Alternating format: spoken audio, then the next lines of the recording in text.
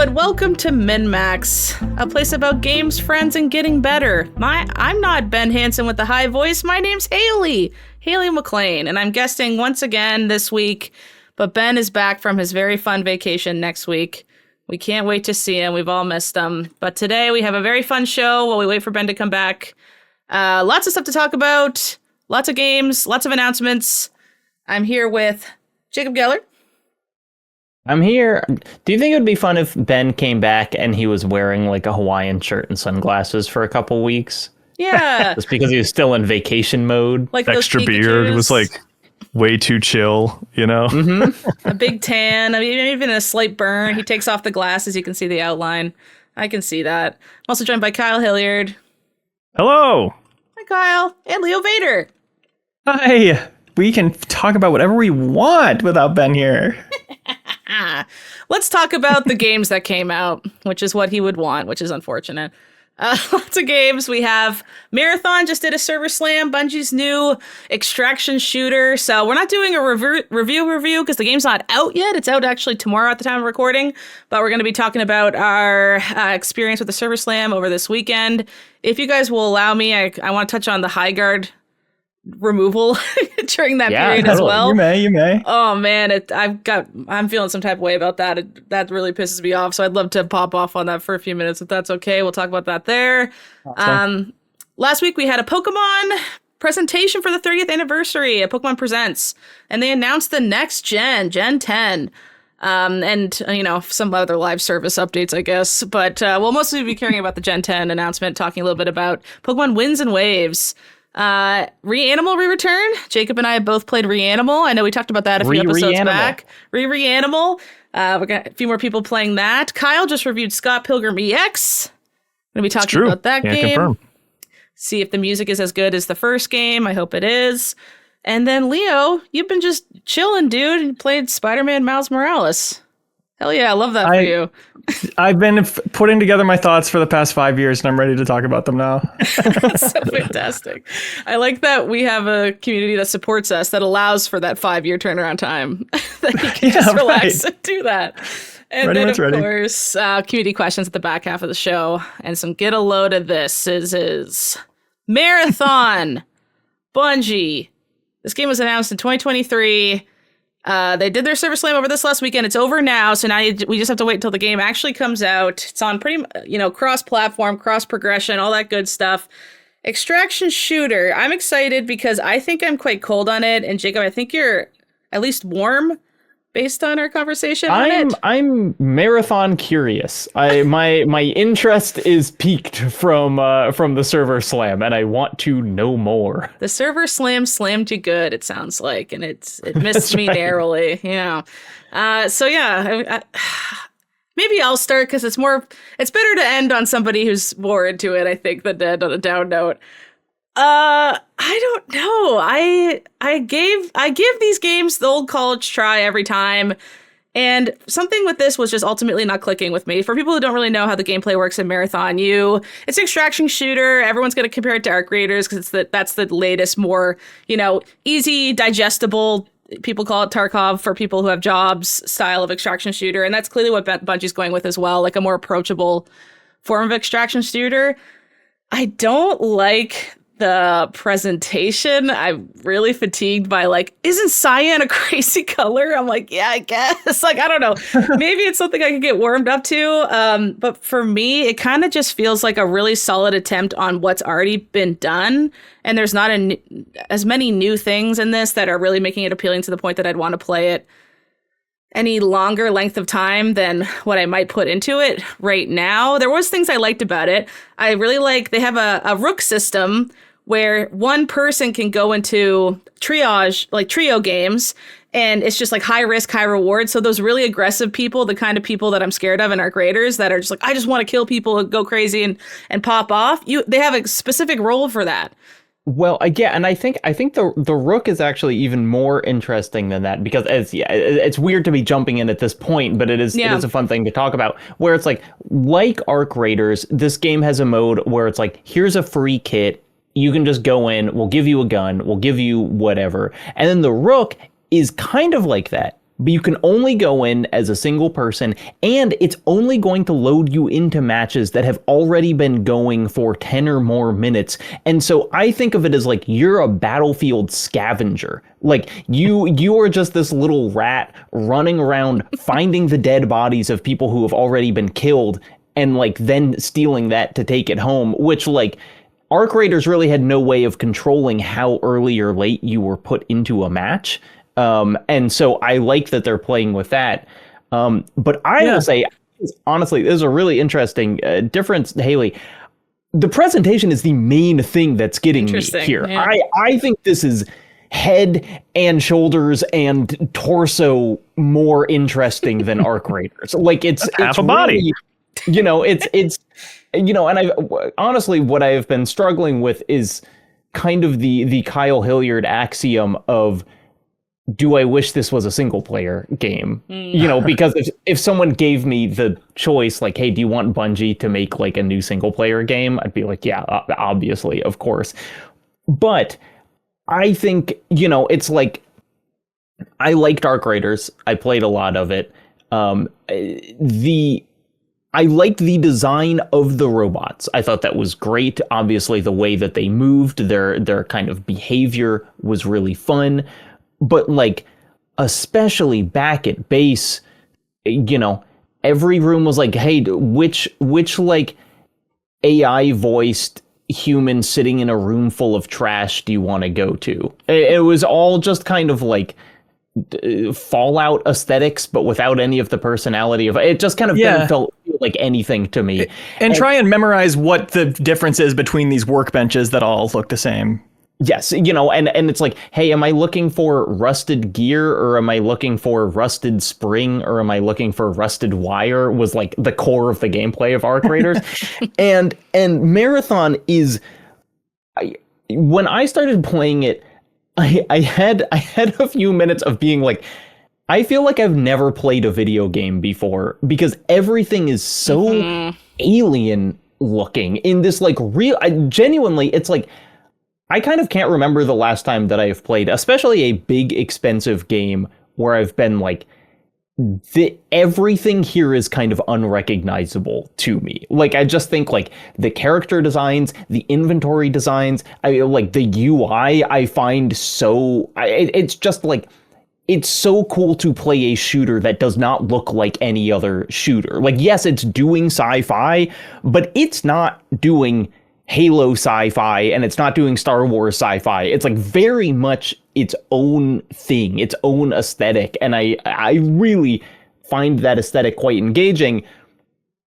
I will say, with the caveat, I was completely out of my element and had no idea what I was doing until I played a couple rounds with Wavelength's Brendan Bigley, who had been playing for longer than me, and he was like, here's how this works. And that did feel necessary, because I was so kind of overwhelmed by everything being different that I was like, I don't know where to start. I do think, like, artists playing this might recognize certain things from in their portfolios. They might have seen those before. Keep an eye out for that. But I'm curious what the tone is. I feel like it's leaning dark and has maybe gotten darker from feedback as they're trying to reach more of the tent poles of the Marathon franchise we all want them to honor. Yeah, we've all definitely played the original Marathon games for sure. The 1996 ones or whatever, yeah. Love those. Super fun, super... I definitely downloaded the demo of the Xbox Live Arcade remake, I think is the closest I got to playing the original Marathon. Absolutely. One major difference between this and Arc Raiders is it does seem like there is almost no illusion that you will be working with other squads. That it is pretty much a solely PvP game, which a lot of the magic of Arc Raiders was that surprise, oh my gosh, we're working together, this is so fun. But as I continue to play Arc Raiders, I was kind of getting more and more mad at the difference between how I felt players should be acting and how they were. And so in a way, I actually find it refreshing that I'm like, this is just a team deathmatch where you're also looting and there are like NPCs walking around the map that you can shoot. And it seems, really early impressions, so I could be totally wrong, but like losing all your stuff in Arc Raiders felt really bad because of how hard it was to get things, and especially because of the like crafting focus. It seems a little more easy come, easy go in the couple hours of Marathon I've played, where you're maybe less like, oh my god, this gun took me, you know, like 10 hours to get the blueprint and everything to craft, and I was shot in the back the moment I loaded into a map. It's more just like, yeah, as soon as I load in, I think I might lose everything. But I'm sure at the higher levels of the game, people will still have kits that they're super attached to. I think, yeah, that's because there's absolutely no crafting in this, right? So there isn't any of that sweat equity lost feeling. It's just, I got a really good gun off a guy. I lost it. That's about as much of a loss you will feel while playing this. There is like not crafting, but you can attach upgrades and stuff to your gun, implants, I think they're called. And you know, the lore of this is you're a runner, you're a human who's put their mind in a robot. We've heard it all before, but you know, and then you upgrade that body and you're coming down to this planet that's been abandoned. I think it's like 99 years from the start of the last game, which I haven't played, so it's not like I'm not invested in the lore or anything like that. But I do like that. And I also think another thing they did quite, to give them another, you know, positive note, is I like the missions. I know Arc Raiders has missions, but the missions here are a lot more tied to actual progression. Like it'll always be in the top right hand corner, it'll be like kill 3 enemies, like, you know, NPC enemies within this specific area. You do that, you get progression to upgrade the specific, you know, types of characters that you like when you come back. So it always kind of feels like as long as you got your mission done, something happened, something progressed. And even if you lost all your stuff, I wasn't that upset about it. But I just... Yeah, that's huge for me, you know, because like the missions in Arc Raiders were like, go to this random computer console and press a button on it, and then your reward, you know, and then you'd get some like parts for it, but then you have the skill tree in Arc Raiders, which was very minimal for the most part. It was just kind of like you move faster while crouching, you know, things that didn't really impact your gameplay experience.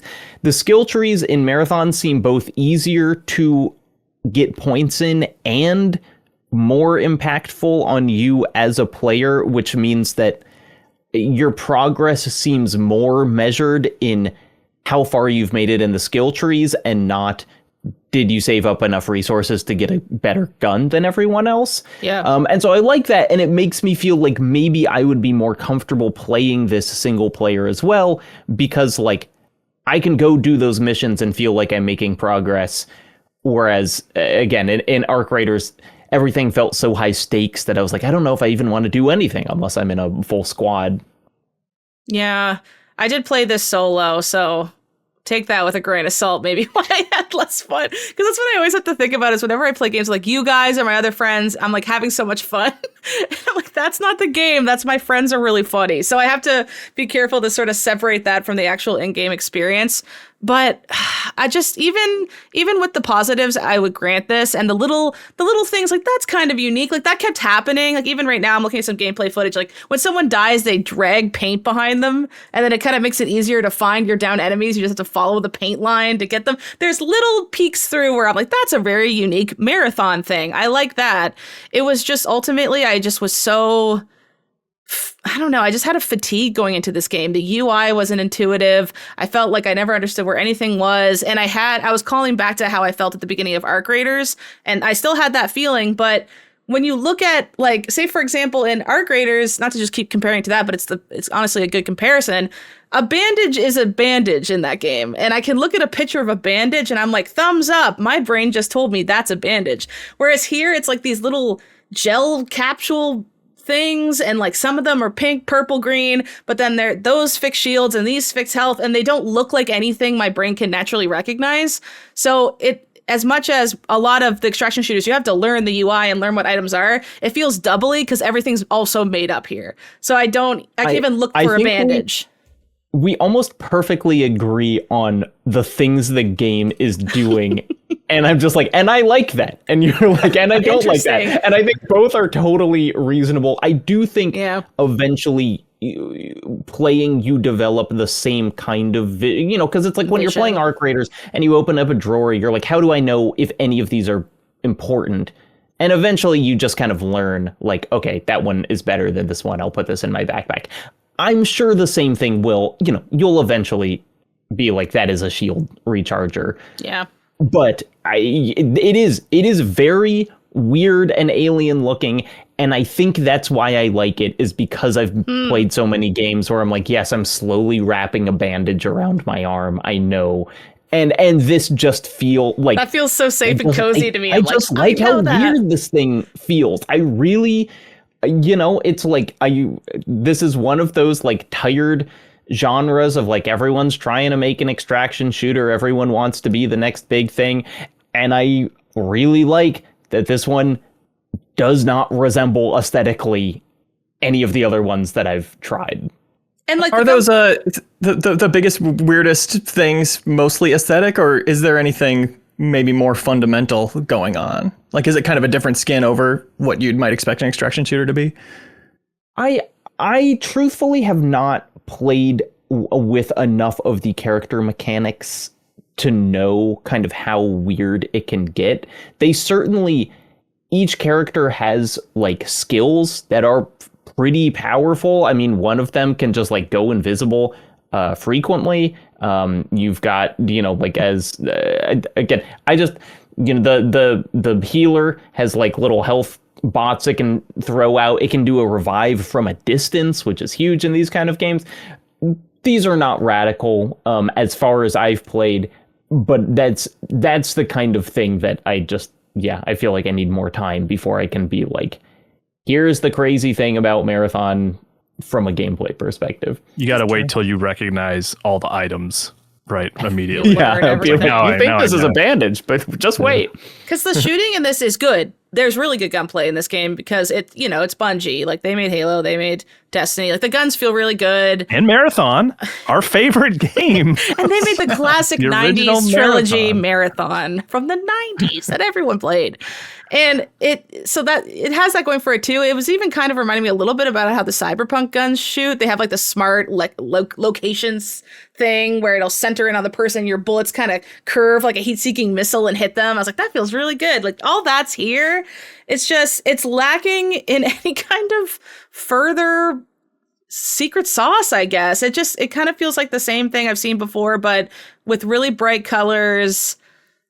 And I'm not into it, I guess. Maybe if it had more, it also is kind of lacking in like landmarks. Every single building I go into feels like the exact same building. And that's really something for me that bugs me. Like, as much as, like, I play Fortnite with my sister all the time, and I love that we can just be like, let's go to the hamburger place or whatever. And you just like, she knows what I mean. And like, head to hamburger place. And we don't even know the names. It's just everything's distinctive and fun in that way. And I can see myself getting really tired of this map. It's so early. The game's not even out yet. But so they might have like a bunch of different maps and coming out. There are multiple maps. There were multiple maps. Couldn't tell that. Server Slam. Couldn't tell that. They all look the exact you same. didn't. I'm assuming you have to choose which one you're going to. So yeah. I'm assuming you played all your rounds on the same one. I did the beginner one, friendly, and then the same one that was that, but just not the beginner mode. They have like a beginner area that's like, if you're a baby, here's where you should practice kind of thing. And then that kind of leads me into my now rant on the Highguard situation, which is that Highguard is now, it's been announced that Highguard is getting pulled from stores and it's going away. On the date that it's getting removed, I believe it's March 12th, it will have lived for 45 days from the date of its release until its closure and removal. The studio has announced that they're going to do an update, that they had already planned a new, fighters coming, a new skill tree, adding skill trees. I don't believe there were skill trees before.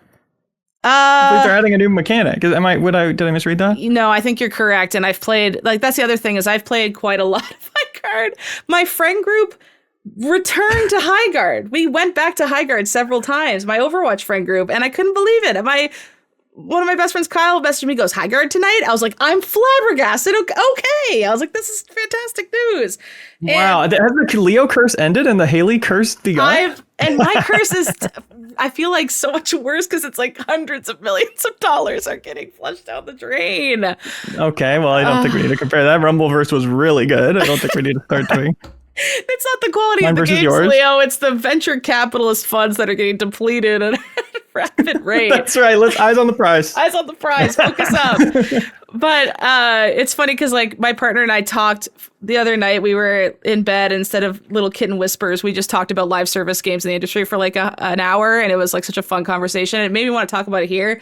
Of just like, do you guys get this feeling that live service games, when they come out, just have stink? They have corporate stink no matter what. Like Marathon has corporate stink, and you kind of have to get over it because Bungie was just bought for $3.7 million.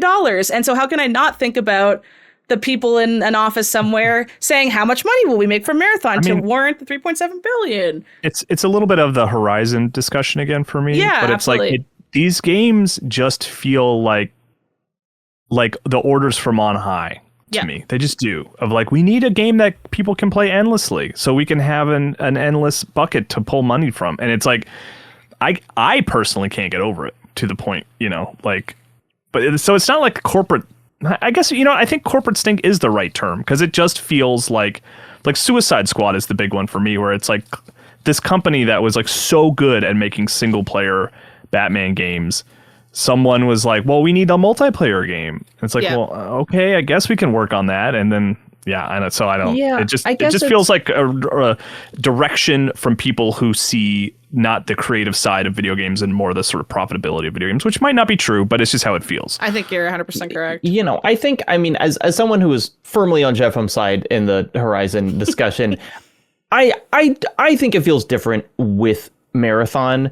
Bungie's last games, Destiny and Destiny 2, were multiplayer games. It felt like that's what they wanted to make. It feels like this. I don't play Marathon and think someone made them make this. Mm-hmm. In the same way. And so I think that feeling often comes from the studio is being made to do something different than what it's good at.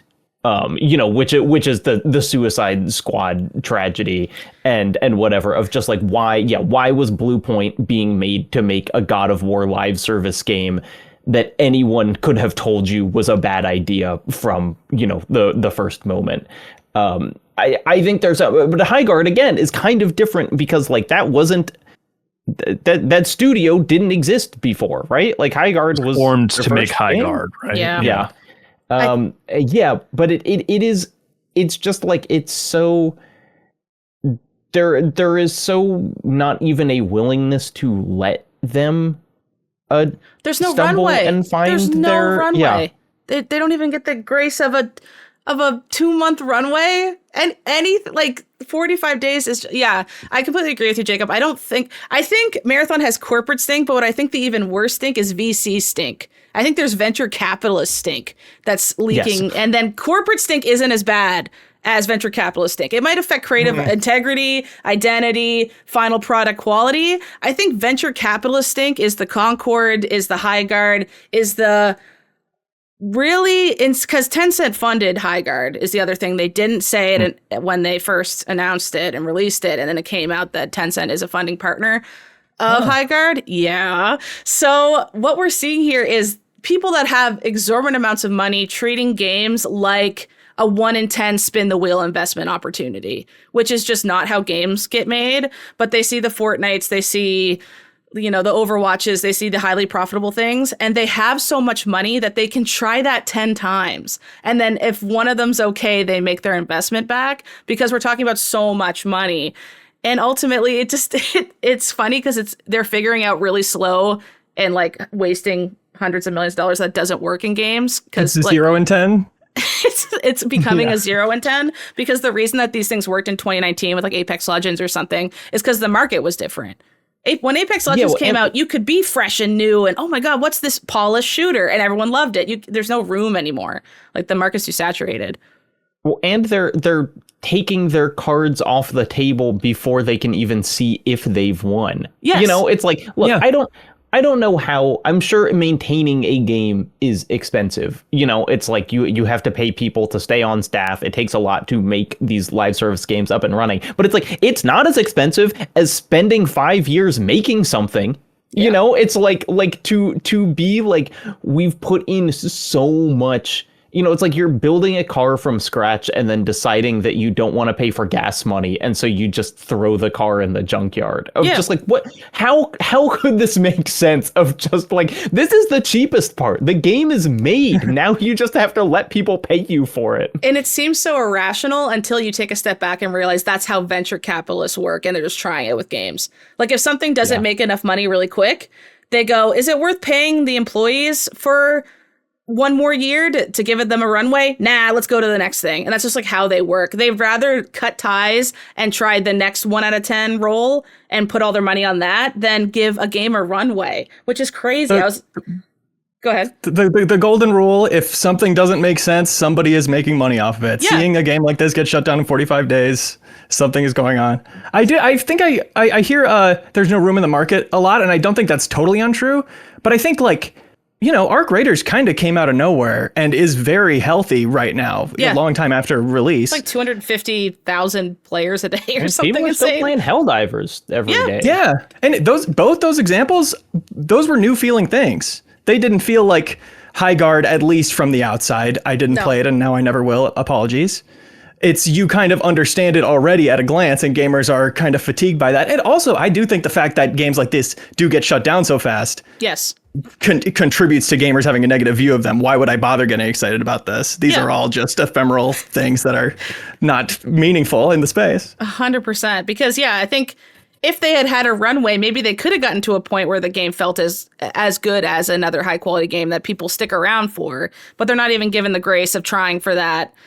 They just get shut down immediately. Like when I put up Highguard, there was a little content pack where you got a really pretty horse.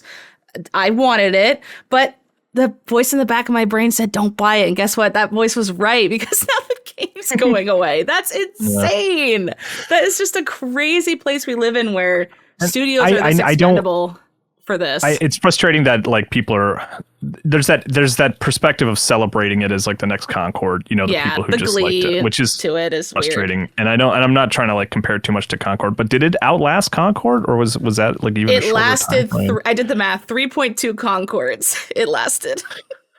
Oh geez. Okay. But it feels like other games have certainly been shut down, but it does feel like Concord now opened the door for this being a move, in the same way that when HBO Max was like, we finished that Batgirl movie and we're not going to put it out. It's like, now this is a thing you can do. You can just you can finish something and you can just throw it in the trash before you even kind of give it an opportunity to do anything. Yeah, these games need to be perfect at launch and retain whatever behind the scenes number they think is appropriate. The numbers are dwindled. Highguard has less than 1,000 concurrent players before they made this announcement. I'm sure it's higher than that now because everyone's like, oh, I gotta play to get the trophy so my account looks cool or something. I don't know.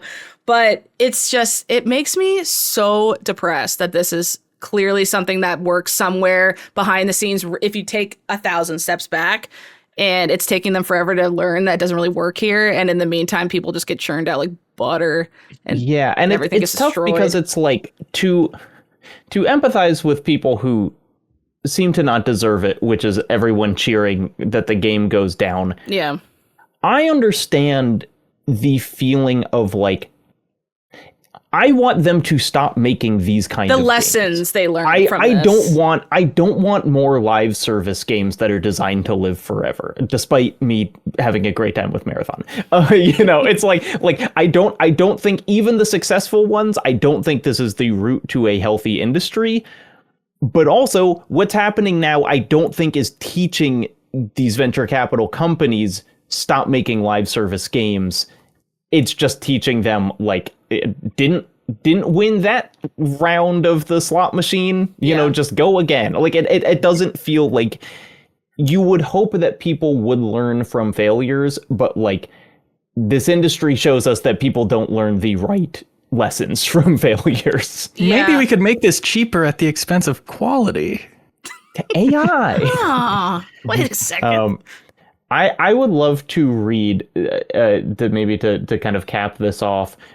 Meredith Gran, who we know who made Perfect Tides and Perfect Tides Station to Station, wrote a little piece of just the original Perfect Tides turned 4 recently, and she just wrote something. And obviously, a micro-budget indie game has very little in common with like a giant live service multiplayer game. But she wrote this paragraph, and I've been thinking about it a lot. She said, Perfect Tides was not a big hit. It was not covered widely by the press, and yet people have never stopped talking about it and playing it. I'm pretty down on the concept of too many games these days. I think the average gamer thinks too much like a publisher. If a game is slow to find its audience in the weeks following release, there is the sense that it's dead and buried, a casualty of the landscape.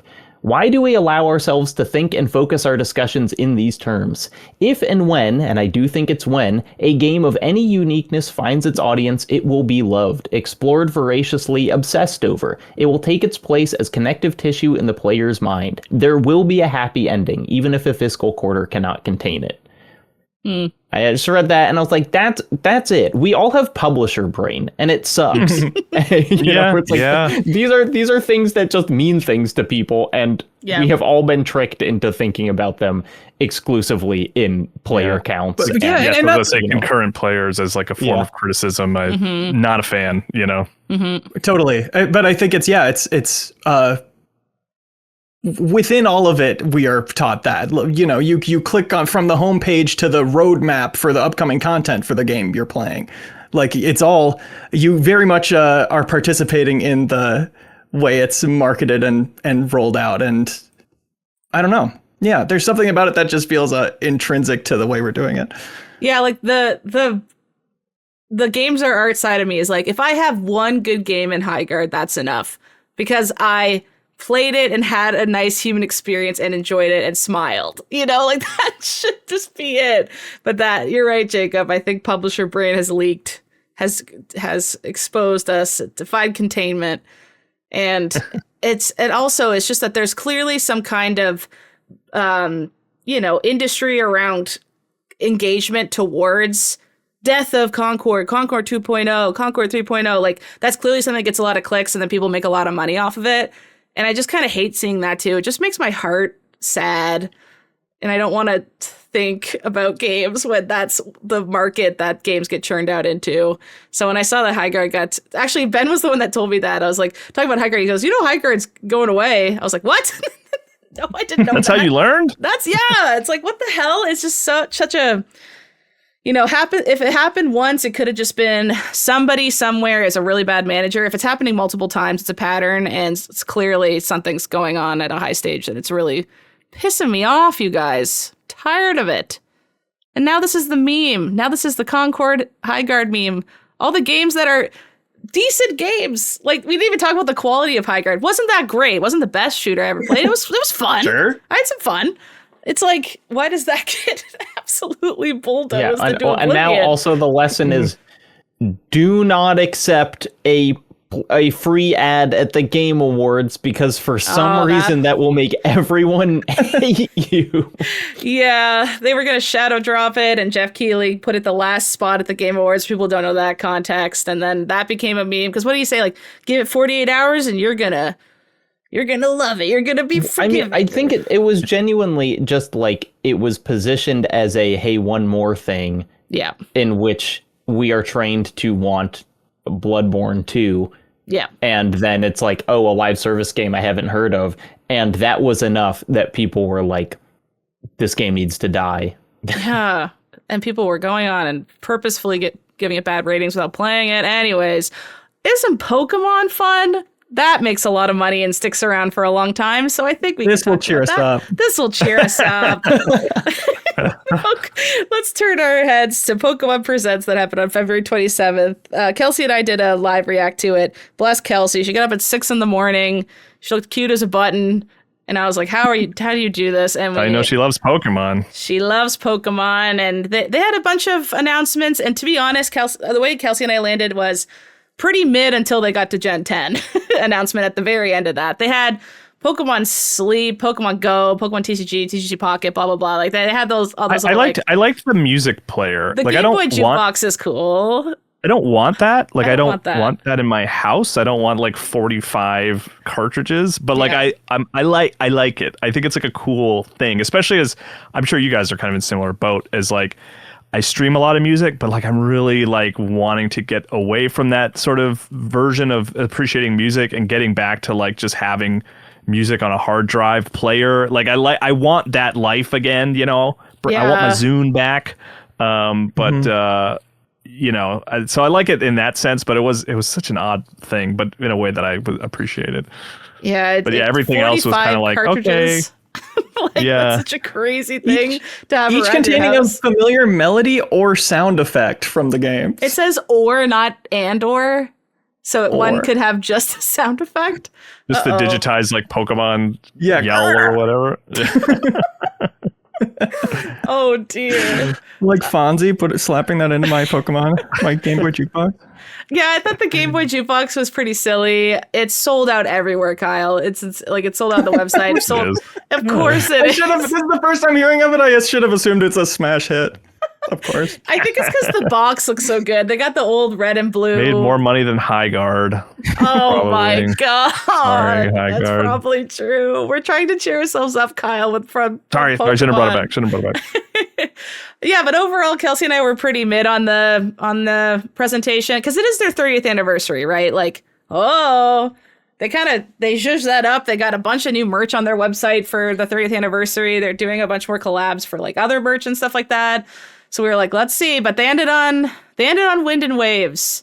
Did you guys watch the trailer for Winds and Waves? Sorry, I keep saying Wind and Waves. I watched you guys react to it. Did you? I saw it. Haley was excited about waves looking like waves, and Kelsey was excited because they put an eyebrow bird in there. Yes. Is the bar in hell that I literally went, oh, it has textures and lighting. That was I thought it looked quite nice. I absolutely would not have thought it was a Pokemon game that I was looking at. Yeah. I mean, it's the thing about Scarlet and Violet that I will contend that I think most people agree with is like that it is a good Pokemon game. Like that, like mechanically was trying something new successfully, but it just was such a technical problem that it was like just that's what like pulled it down.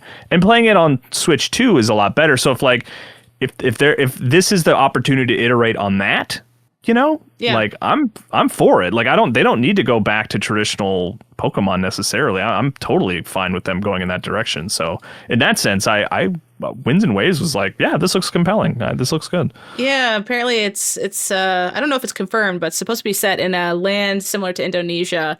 We were weak at they have these two Pikachus at the start of the trailer that the joke online is like, hey, we like your vibe from across the bar. Pikachus. They have the girl one has eyeliner on, they're wearing outfits, and then what Kelsey guessed first, so she gets credit for it, is they're actually shiny Pikachus, which just are a little darker, but it looks like they have a tan.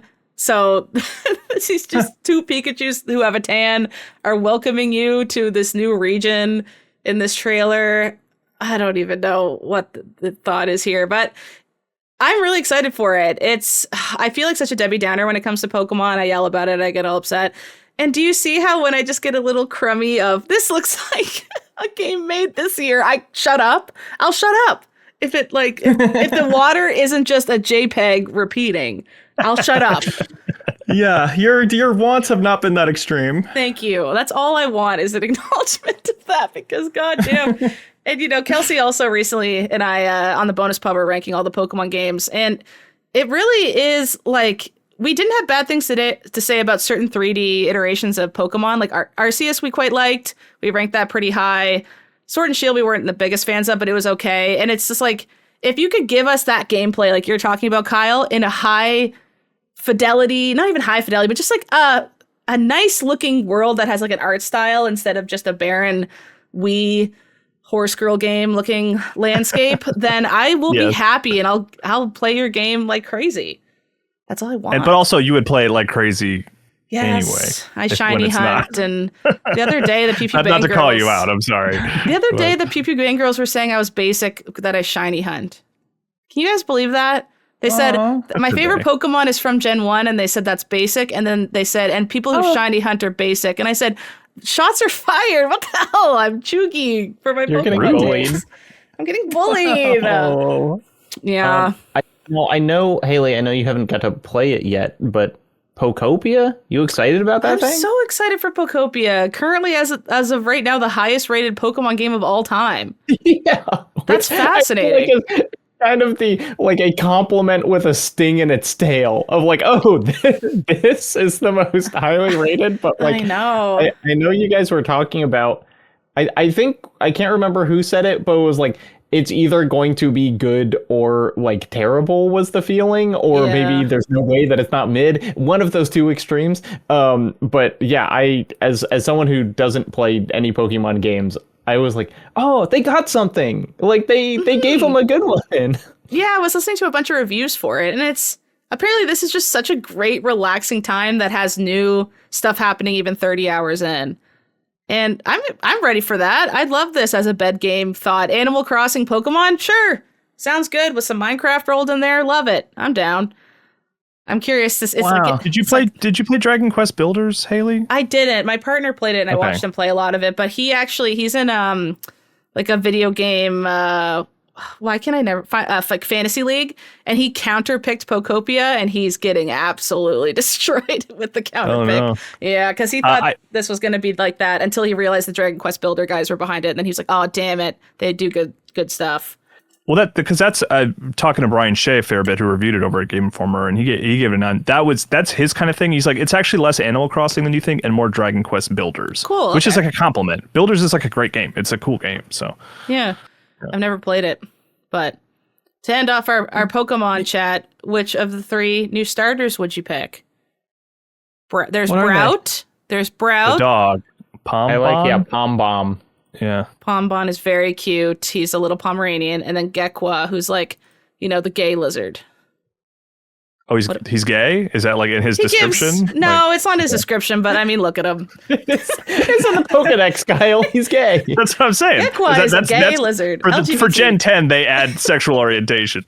Yes. It is very funny that at some point we'll talk about Mugenics again, because I've been playing a lot of Mugenics, but like you do eventually unlock in that, and it's like it is an unlock, the ability to see the sexualities of all your cats. And it really matters, because you can get a cat with perfect stats and you're like, oh, this is gonna be my stud, I'm gonna make a whole family of perfect stat cats. But then if that cat's gay, they're gonna have a hard time making babies. Oh, that's so interesting.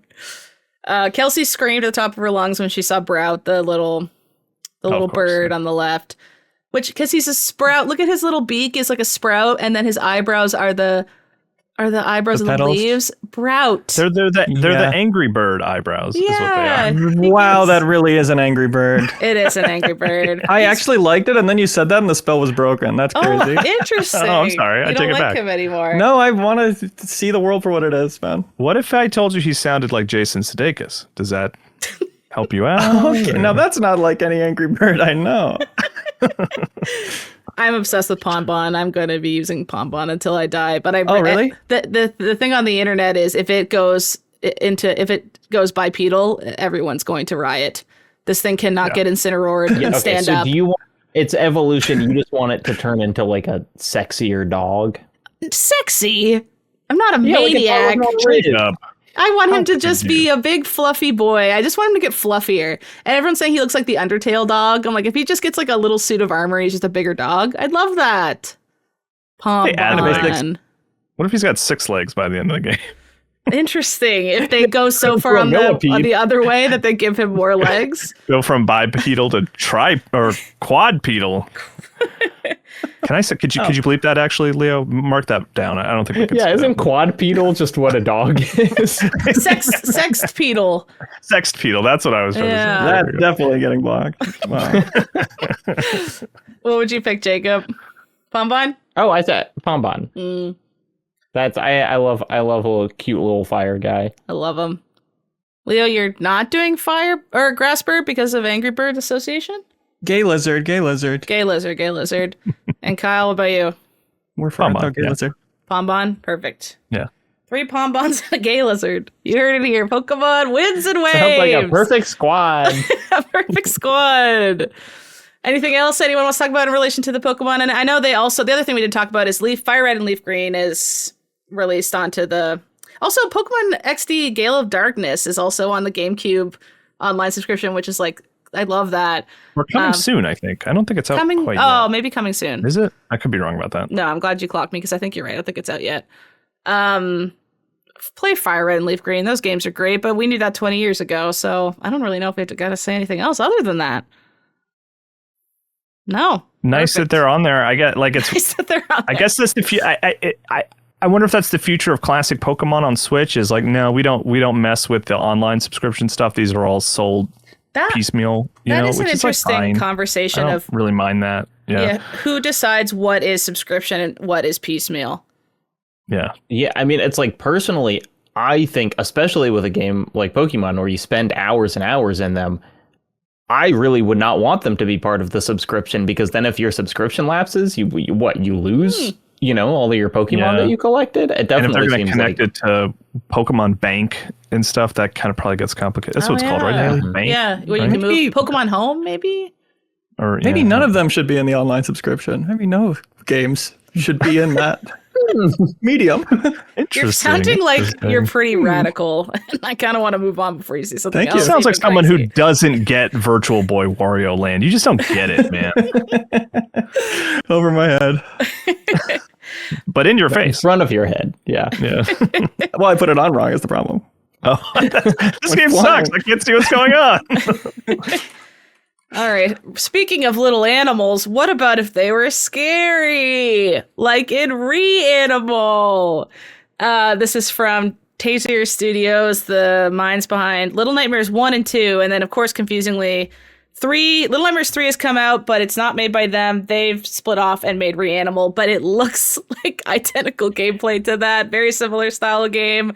So rightfully, people got a little bit confused on which is which. Jacob, you've played a chunk of this. Have you beaten it? I beat it. Very fun. I beat it this last weekend as well with my best friend, Michael. We beat it in 2 sittings. Not too long. It was shorter than I thought it was going to be. No, I think it was like 4 hours for me. 4? Oh, wow. Speedy. We were slower on the puzzles. Yeah, I mean, Janet was on a couple weeks ago talking about this, and she reviewed it for Kotaku, and I think was a little more negative than I expected.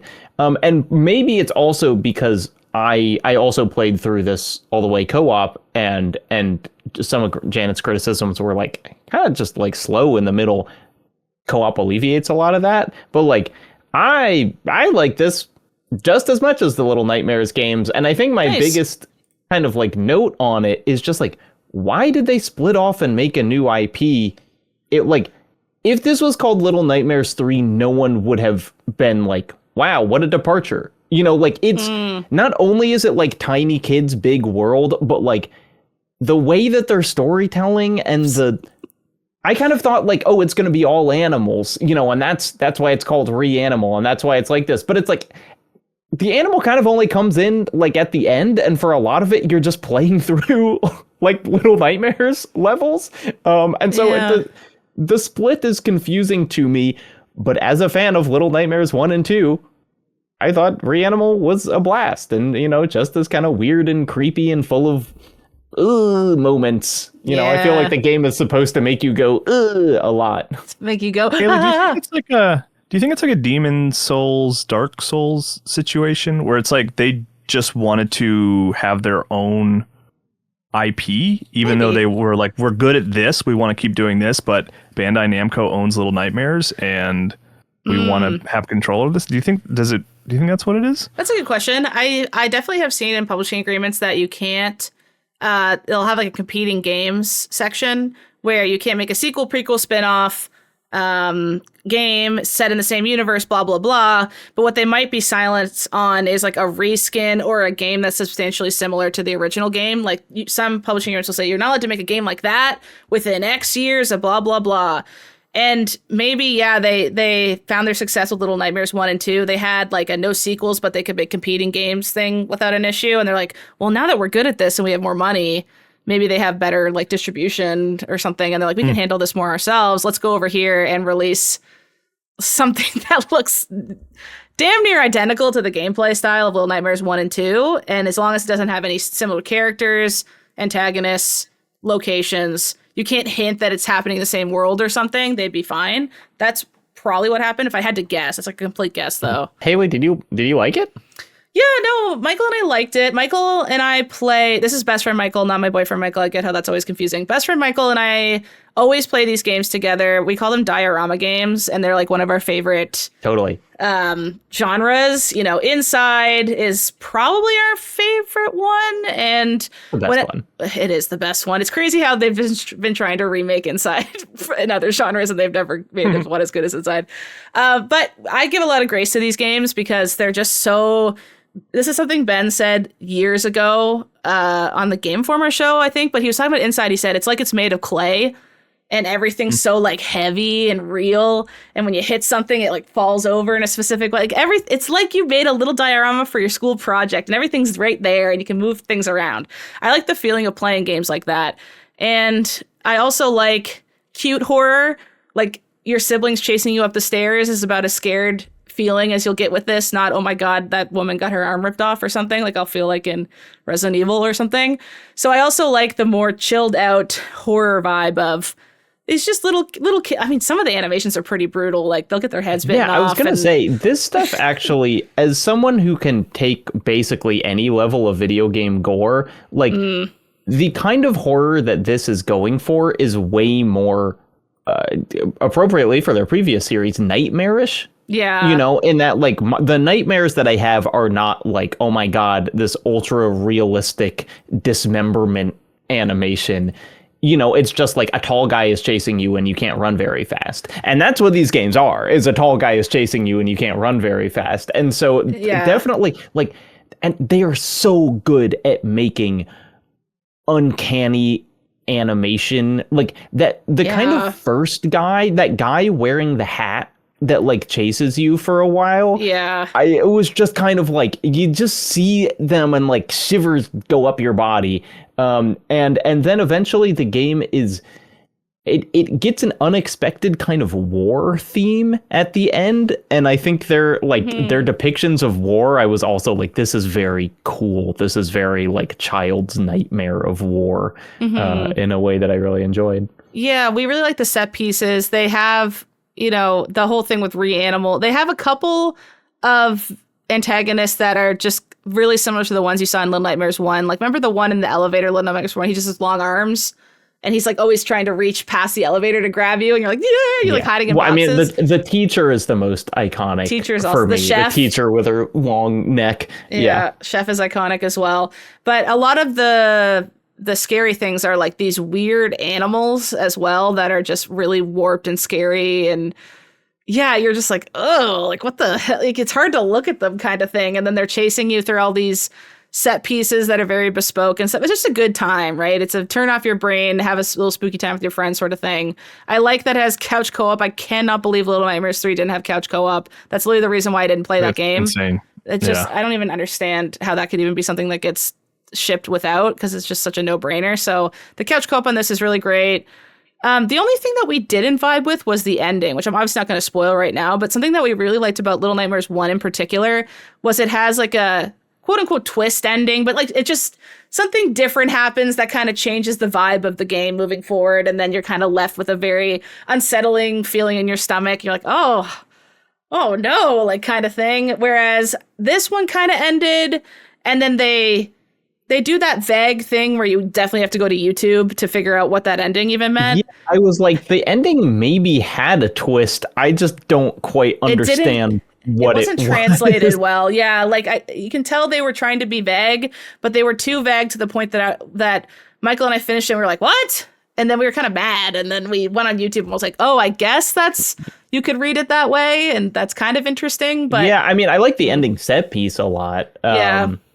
But I agree. And I will say this is second game on the podcast that I played co-op with Brendan Bigley. We're gaming BFFs now. Yeah. But he had not played any of the Little Nightmares. And it's like, if you haven't played those, this one hit.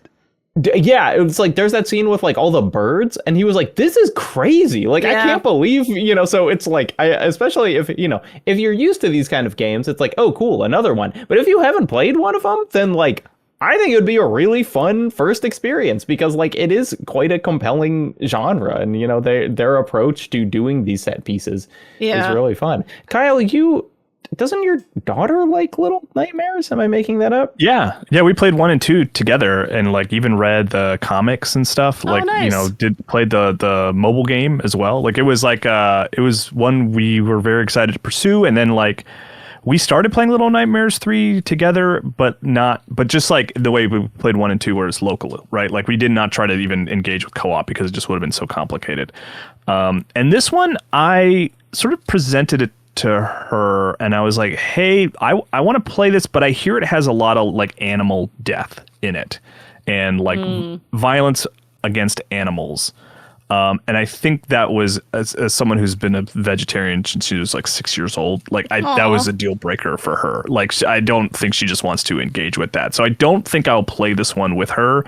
But I have it on my Switch too. Like I'm excited to play it there. I've only played the demo. That's as much as I've had a chance to play so far. That's fair. I do feel like most of the violence towards animals is towards essentially monsters. Like it's not, I mean, there's probably some incidental like, oh, this thing gets eaten, but mostly you're fighting like, you know, looks like something that would fight Godzilla. Yeah. You know, it's not like, oh my god, you're feeding. It's not like Inside where you have to like feed little chicks into like a leaf blower to get past. Those chicks survive. Those chicks do not get killed. Yeah. But honestly, like, and I don't really do this often, but this is kind of a decision I made, you know, so to speak. Like I haven't run it by her. Do you guys know what I'm saying? Like I'm not trying to censor media for her. I don't really do that. No, you like know what would upset her and why bother. Yeah, with that. but like if she, I like I'll show her a trailer, and if she's like, oh yeah, let's play this. Like yeah, we'll do it. Let's give it a shot. You know. Oh my god, I love that. Like, I'm trying to picture my dad, one, playing games with me. He's just not into games. He's a good father. He just doesn't play games. But one, my dad playing games with me, and two, knowing what games I wouldn't like and, like, knowing to not recommend them would be, like, crazy childhood. That'd be awesome. Kyle, despite having never met your daughter, she is frequently evoked in our household whenever, like, Annie and I are talking about, like, oh, and then if we have kids, we can show them this. And I'm like, look, Kyle tries to do this all the time, and you have no idea what's going to hit or not. And like things that you're like 100% confident they'll love, they will just have no interest in. Oh yeah, no, absolutely, yeah. She sent me a text earlier. It'd be so fun. She downloaded a nonogram game for her iPhone, Picross. And I was like, whoa, hey, this is great. Things are happening. And then a couple hours later, she's like, I don't really like it. I'm like, well, that's devastating. You can't force it. You're clearly not your mother and father's daughter if you don't like Picross. I don't know what happened here. Now I have to hold a grudge against you for your whole life that I won't explain. There's some baby that got switched that's playing nonograms somewhere in the world. In the hospital. Yeah, my dad played Mario 3. And then I once turned on GTA 5 for him and left him alone, and he had a really great time. He had fun. He just doesn't play games, but like I sometimes think like, oh man, like having a childhood where your parents play games would be so sick. That'd have been so fun. Well, the funny thing about it though, Haley, is like it's just because her mom is a programmer who makes video games as a job. So it's like it's just a thing her parents do. You know, like it's just like not interesting to her. Like it's like she loves. There's ones that she, you know, Undertale, Animal Crossing. There's a couple that have really broken through to her, but like it's just like she's like it's just not. It's not cool. You know, like yeah. Like she was homesick the other day, and I was like, hey, you love Scott Pilgrim. Why don't you? You know, this will be like we'll call it like an internship. You play Scott Pilgrim with me and help me review it. And she was like, cute. She was like, after 5 minutes, she's like, yeah, I'm good. I'm gonna go back to my room. Like, hey, all right. Look, we'll talk about that Scott Pilgrim game. I think I might be with her on this one. I mean, let's pivot. Any final thoughts on Reanimal before we move on to Scott Pilgrim? I mean, yeah, it's solid, really good diorama game. Love it. It's not my absolute favorite in the genre, but I think it's worth recommending. Yeah, probably not showing up at, you know, not coming up on the end of the year lists or whatever, but like totally glad I played it. You know, was having a good time pretty much the whole time. It's kind of like popcorn gaming. It's just like, it's kind of like as close as you can get to watching a movie, but you're playing a game with these games. I sort of feel like. Funny because the aesthetic is like just people hanging from trees. While I was playing it, Brendan was like, oh, look, I've never played one of these. Should I be like thinking about this? And I was like, kind of no. Like I actually don't. There's lore going on, but like it's more just like a creepy vibe, I think, than like really, consider the imagery. Yeah, it's funny how the tropes have emerged in this subgenre of a subgenre already. Of just like, oh yeah, here's a graveyard and a bunch of dead soldiers, and they're hanging from trees. Seen it. Oh, look, a crow is laying on it and poking its eyeball out. Classic move. And you're just like used to seeing that over and over that you don't care. That is fun to think of people like that who've never seen one of these. Like those sequences would seem crazy. Kind of like Nathan Drake Uncharted kind of sequences, but just scaled down into a little box sort of thing. That's sort of what they feel like. And it rapid fire too. You have little puzzles in between, but you're getting a set piece runaway. A bunch of crazy stuff is customizingly happening every 6.5, 7 minutes, I would say, in those kind of games. That's a lot of work. Reanimal, Return. Out on every platform except Mac. Oh, sorry, Mac girlies. I always like to shout out the Mac girlies because that's how I started. Only Mac. That's where Marathon is, which is why, we were all on our Macs playing Marathon. Perfect. How we played Marathon, didn't we? We definitely, certainly did, I think. Scott Pilgrim EX from Tribute Games. Kyle, you reviewed this over on Game Informer. What do you think? Yeah. It's solid. I gave it a 7.75. My sort of I didn't know you had played it, Jacob, so I'm curious to hear your thoughts. But it's kind of beats expectations almost is what I would say about it. Like Tribute has become really good at these kinds of games, and I'm not the biggest beat 'em up fan, but I like Scott Pilgrim the franchise. I like the characters. I like the art. I actually went to Tribute to check out the game and wrote a feature for Game Informer, and got to talk with Brian Lee O'Malley, which was fun as someone who likes Scott Pilgrim a lot. But the game is fine. The thing that I like the most about it maybe is it's open world, quote unquote. It is not a series of levels connected by a mini map. Toronto is a series of levels that you basically have full access to from the moment you start the game, and so as you're sort of ping-ponging back and forth, doing little sort of quests that are very simple, you're getting into fights along the way. So I like that structure a lot. But it's just, it's kind of I wrote in my review that it's it made me happy, but it didn't make me ecstatic. It wasn't this is crazy. This is amazing. It was more no, this is what I expected it to be. And it's a solid version of that. It was kind of my takeaway. Okay. Jacob? Yeah, I'm having now I'm Haley with Marathon, where I think some of the things you liked about it, and I have not played very long, to be clear, so you're way more in it than I am, but I was struggling with why it was open world. I read your review and I like the kind of there is a sense of place, which is a little uncommon in these beat 'em up games, but there you can play as lots of different characters. You can switch the characters. The characters all have separate health bars that they don't regenerate. And so it kind of seems I guess, what value did you find in when you run through the same block for the third time and the just kind of little enemies pop up every time, spawn endlessly? Were you just running past them? Did you like fighting them every time? It depends. Sometimes it was half and half, honestly, because sometimes I would be I want money so that I can buy health items. Because you're right, you don't really after a fight concludes, you don't get health back. You have to collect money and go to the shops and buy food. That also gives you little stat bonuses and stuff like that. And so if I was low on health, I would get into fights and I would so I could go buy food and stuff like that. But if I was I'm just trying to complete this task, I'm gonna just run past it. I didn't mind that either, because you can run very quickly and Toronto's not that big.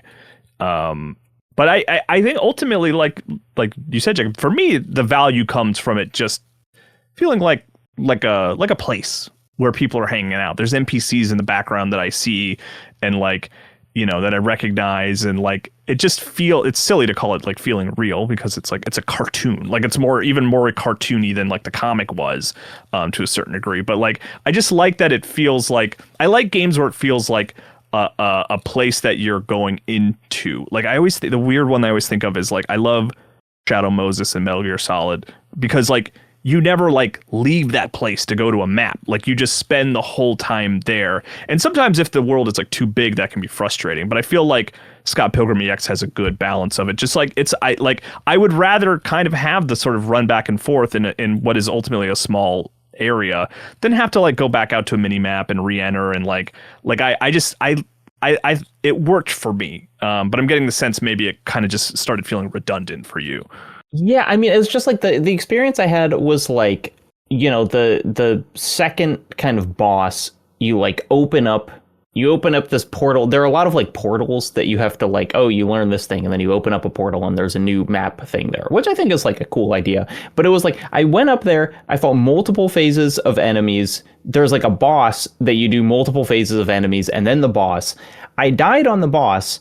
And I respawned, and not only did I have to do all of that again, but my character's health wasn't even refilled. And so I was like, oh, I have to like beat up enemies just to regain the health to try again to do all those waves of enemies before the boss. And it was just a very kind of like, you know, I think... Unfortunately, I kind of think I'm spoiled forever on beat 'em ups because Absalom is now like the absolute top of the genre of like, I cannot believe how good that game feels to play and how engaging the loop is. And even the original Scott Pilgrim game was very much a like, this is a classic beat 'em up game with all the frustrations of that genre. Yeah. And I was just like, I was feeling those pretty acutely after not even playing for that long. And it got in the way of the parts that I really do like, because I liked Scott Pilgrim as kind of a story. I like the characters. I think it's fun that I could play as Gideon, you know, right off the bat, or, you know, whatever. You have access to all these things. Like, there are definitely things that I like about it, but it was just like, oh man, this is like a pretty punishing arcade experience in a way that I didn't necessarily want. Yeah, I did run into that occasionally, and you can't really skip boss introductions, which was annoying too. Like that's so frustrating in any game where it's like, if you're gonna, I don't mind like replaying a boss, but like you can't make me tap through the dialogue again. And Scott Pilgrim does that, which is frustrating. But I think I ran into that in the beginning too, Jacob, but I feel like it got better and better over the course of the game. And I don't know if it was because I was just being more meticulous about always making sure my health was filled. Like anytime I was near a store, I would go in and buy stuff. And maybe that made my checkpointing better. But yeah, totally. At that first boss, maybe you're talking about the dinosaur. I'm not sure. But like, that was one where I was like, when I got pushed back in to try it again, I was like, oh, I'm kind of low on money and I don't have any health. But so that gets better over time. But yeah, I mean, it is a very old school frustration for sure. Yeah. Absolutely. Here's two-part question. One, is this the greatest pun name for a game? Scott Pilgrim X? Scott Pilgrim, a man defined by his exes?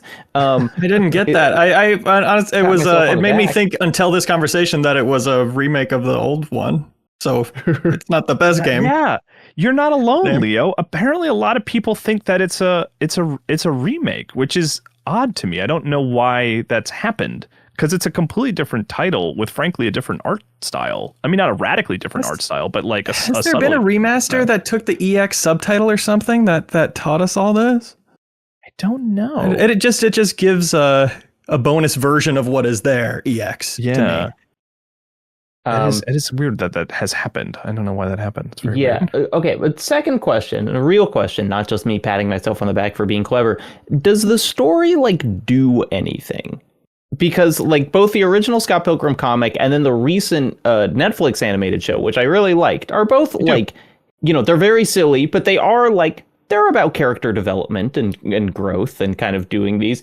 But I wasn't sure, because the tone is so goofy in this, if you was just going to stay goofy or you were going to get kind of like real character moments. No, it stays goofy. There's no sort of like, it is very unserious. And it's like, there's fun stuff, like some of the final bosses and fun like characters and stuff. Where it's like, oh, it's cool that Brian Lee O'Malley designed these new characters and like who they are is fun. But no, there is nothing that's like emotionally resonant, a continuation of what Scott Pilgrim is good at, in my opinion, which is like a coming of age story of like the first stage of adulthood, right? It's like early 20s kind of coming of age, which I feel like there's not a lot of that in the tone of Scott Pilgrim. You know what I mean? Love just it's like fun and chaotic and bombastic. Like that's usually reserved for like teens and kids. So it's like it's kind of fun to me to have like to watch Scott Pilgrim and remember my days when I played drums in a band in college, and stuff like that, and be like, yeah, that was me, kind of. But more emotionally mature, I hope. Young Kyle, they called him. That's right. But yeah, no, don't expect any sort of revelatory story stuff. Just like fun stuff is basically. But there is a Nirvana the band reference in there. There is, yeah, which was to Canadians plug before I disappear. I did an interview with Matt Johnson, director of Nirvana the band, the show, the movie, over on GameInformer.com, which I was really happy with that interview. He said a lot of really fun stuff. He turns out he's a very verbose and fun guy to talk to video games about. And we talked about Scott Pilgrim a lot and how much he admires Scott Pilgrim and loves the Scott Pilgrim movie. And it was funny because after I got off the call with him, I literally it was like, all right, cool. Thanks for chatting. Let me get back to my Scott Pilgrim review. And I found that NPC that makes it a reference to Nirvana, the band, the show, the movie, which was very fun. And I may have sent him a screenshot and apologized for abusing access to his email address. And I was like, I got to show you this, man. But yeah. Solid game. Like you will, I think if you like beat 'em ups and you like Ninja Turtles and Marvel Cosmic Invasion, this is like a continuation of what Tribute does well, but it does not innovate in the way that something like Absolem absolutely did in a radical way. I listen to the first game soundtrack all the time when I'm working. Is the second one soundtrack slaps as good? It's good. Yeah, I mean, the first game soundtrack is like Haley is like an all-timer for me. So like, good. I would put it in my top 10 favorite video game soundtracks, like next to Donkey Kong Country and Ocarina of Time and stuff like that. I love that first soundtrack. And my reaction to this one is like, this is great. I don't know if it's going to persist like that first one has. I look forward to it being available on streaming services. I love Anamanaguchi. I'm going to listen to it. But yeah, I don't know. It wasn't something where I was like, oh yeah, they did it again. I didn't have quite that reaction, but like, yeah, they're a great band, and it matches the game well. Cool. Okay. Canadians love Scott Pilgrim. We love when our little IPs make it to the world. So I might check it out. My partner and I played the first one. We really liked it. So it sounds like it's more of that, and that's just kind of just fun gameplay. So we might check it out. It's kind of a lame recommendation, but it's like if you like the first game, you'll like this one. I think this one's better than the first game, personally. Okay, cool.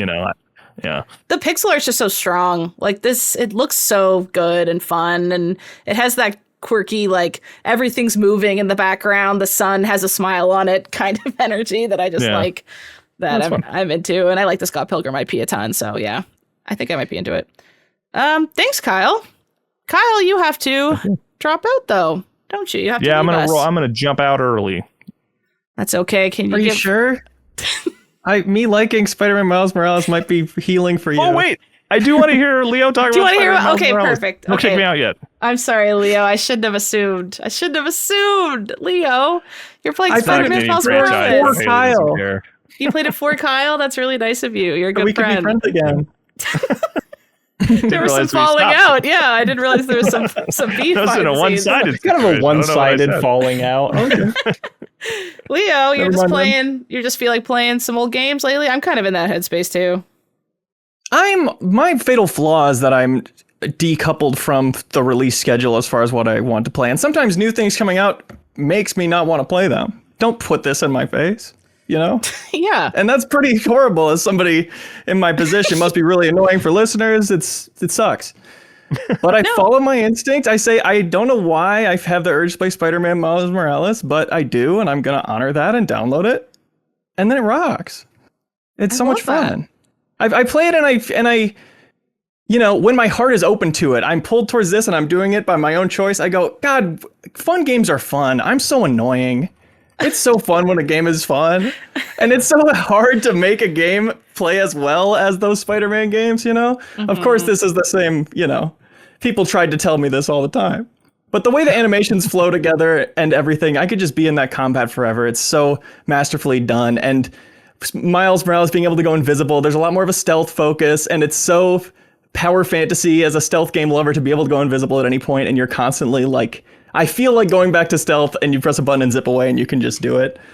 And you can do your stealth takedowns and juggle your gadgets, do things in just such a cinematic, cool way. And I will always respect them so much for making those games as hard as they are on the normal difficulty. You can't like button mash your way through it. They really insist on you learning how to be Spider-Man well. I think that's a really cool decision that isn't necessarily the most mass market one, but it makes you have a better time as you're like, okay, I won because I was really delivering and doing cool stuff and staying on top of what I was supposed to, remembering all the cool different Venom abilities you're getting and things.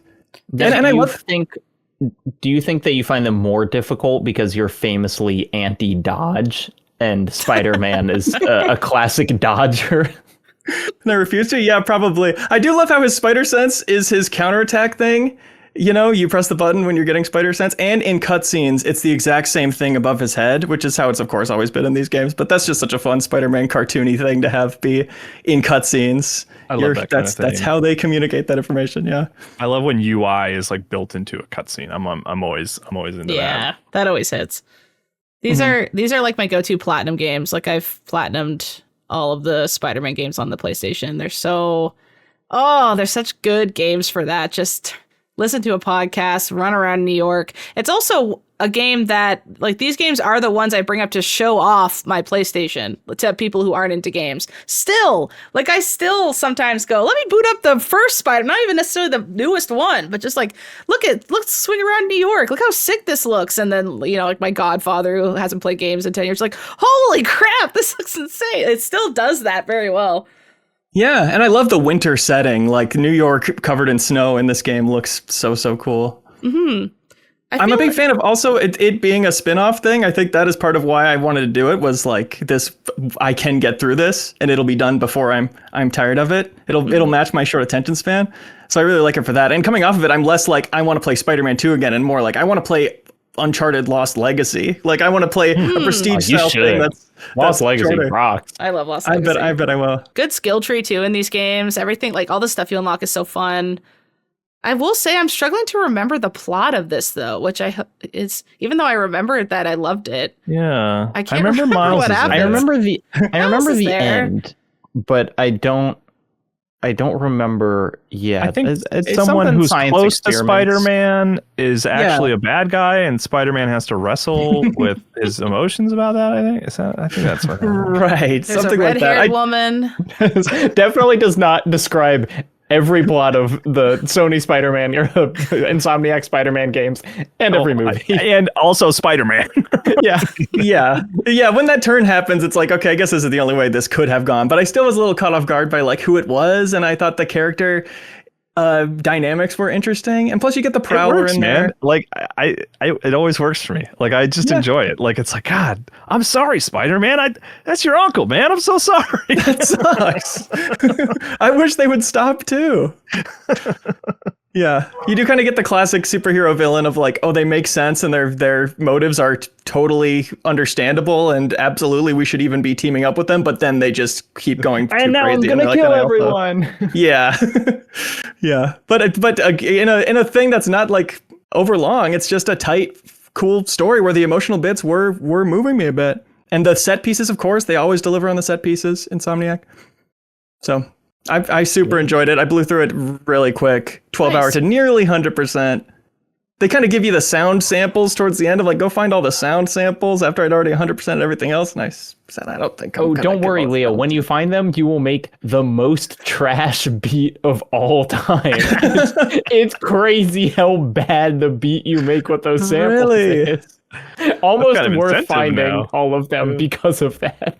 I do want to check that out. The bass theme is like a kind of, hip hop beat over the classic Spider-Man theme, the classic Insomniac Spider-Man theme. Mm-hmm. And that I am a little disappointed by some of the music. I do feel like they could have made a legitimately amazing piece of music. And it's just like kind of pieces from the main score with a little beat under it. It doesn't quite elevate the way I think they really could have. Because Miles is cool. Another thing to give this game its roses for is, in particular, Kyle, I feel like you always bring up this game for its loading screens. I feel like I've heard you do that all the time. Still great. My favorite loading screen is one that don't exist. Yep. The loading screens in these games is just damn near the best in games. You literally click and then he just lands where you are at. You're like, what? I loved in the PS4 Spider-Man that the loading screens were like clips of him on the subway looking at his phone, which I thought was very funny just because it's like, oh, Spider-Man takes the subway. But now, you'll never see any of this because they're instantaneous. We can just assume he rode the subway there in our mind. There are some in this game I was seeing on PC. I forget if it was just when I was subway fast traveling or something, but you get some cute Miles in the subway sequences. How is this playing on PC? I feel like I've only ever talked to people who played it on PlayStation. It seems like such a PlayStation game in my mind. Yeah, runs perfect. It looks beautiful. I said this must be more beautiful than it was, but maybe it just is that beautiful of a game. But playing it on max settings, you know what it is. Enjoy it while you can, Leo, because no more PlayStation games on PC. Yeah, what's up with that? What is up with that? Kyle? I'm sorry, guys. Why'd you let them do that, Kyle? Dude, we're just getting along again. If they could have just made this decision after Saros, like, look, I'll play everything. Damn. I'll play Spider-Man. I'll play, Ghost of Yote on PS5. But like, Saros should be played on a mouse and keyboard. Yeah, I'm sorry. Come on, let me have it. That's a little bit baloney. I do wonder. I mean, I didn't read Jason Schreier's story. It's a Schreier story, I think. I haven't read it. But I mean, is it really? It's just a product of like. I mean, not just. I'm sure there were many reasons to sort of scale back on that. But it's like, I was always kind of like, I bet Spider-Man sold like below fine on Steam because like everyone who wanted to play it on their PS5. Really, I'm not to say you're like a weirdo or anything, Leo, but like I just think like I played it on Epic Game Store. Thank you. It was quite normal. Excuse me. Sorry. What the damn hell? But I just can't imagine that they were selling really well as much like in comparison to how excited PC players were to have access.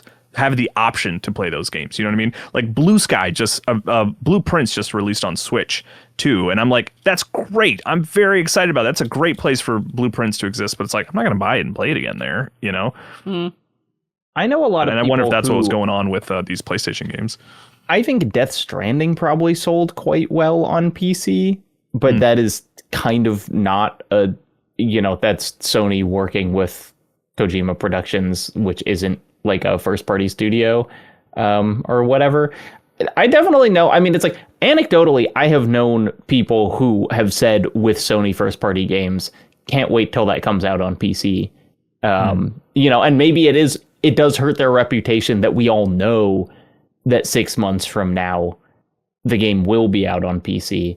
But it's a real bummer because I just feel like, tell me if you all feel the same way. I feel like if a game comes out on console and I buy it on console, I only own that game as long as the console is plugged into my television. Yeah. And if I own a game on PC, I like have it forever, even though I know these storefronts can go down. It's like I can easily play a PC game from 2009, but like I'm not taking my PS3 out. Yeah. That's a good point. I feel that way too. I am working on a bit of a conspiracy theory that they are not doing PC ports anymore because they were kind of doing it to compete with Xbox for PC market share, and they've crunched the numbers, and Xbox is not going to be putting out any more games, so they don't have to anymore. Yeah, they're like, now it's time to actually win the console war. Right. We're the only ones fighting it, so we're the winners by default. Yeah. It's so interesting to talk to develop because like I'm in a bunch of publishing deals right now where we're trying to figure out how to allocate funds for launch and stuff, and everyone's just like, what do we do about Xbox? Should we care? Which is such a crazy stage to be at. Like, do we even go after Xbox at all? Maybe not. Let's figure it out later. Essentially, let's see if it explodes soon or not. Is the vibe a lot of people are feeling behind the scenes. Uh-oh. It'll be fine. It's good. It'll be good. It'll be good. Yeah. Leo, do you forgive Kyle? Is he free? Do you forgive him? Kyle, go forth in peace. Oh, thank you so much. Thanks for joining, Kyle. Yeah, thanks for having me. I'm going to clap. You ready? Yep. All right. Bye, Kyle. Go have fun with your cool daughter you're raising. That's going to be cooler than us. Whatever, dude. But isn't yet. I want to before we move on, Tamago Masubi in the Backstage Pass chat says it's also diabolical timing for PlayStation to not do PC ports anymore when no one can afford a new PC. That's interesting. That is diabolical as well. Yeah, maybe that might be a part of that old decision. Damn, money. I knew I smelled some money stink. Some money. There's money stink, corporate stink, and VC stink. Lots of different stinks. Well, in this damn world. We're going to go into our lovely community questions now.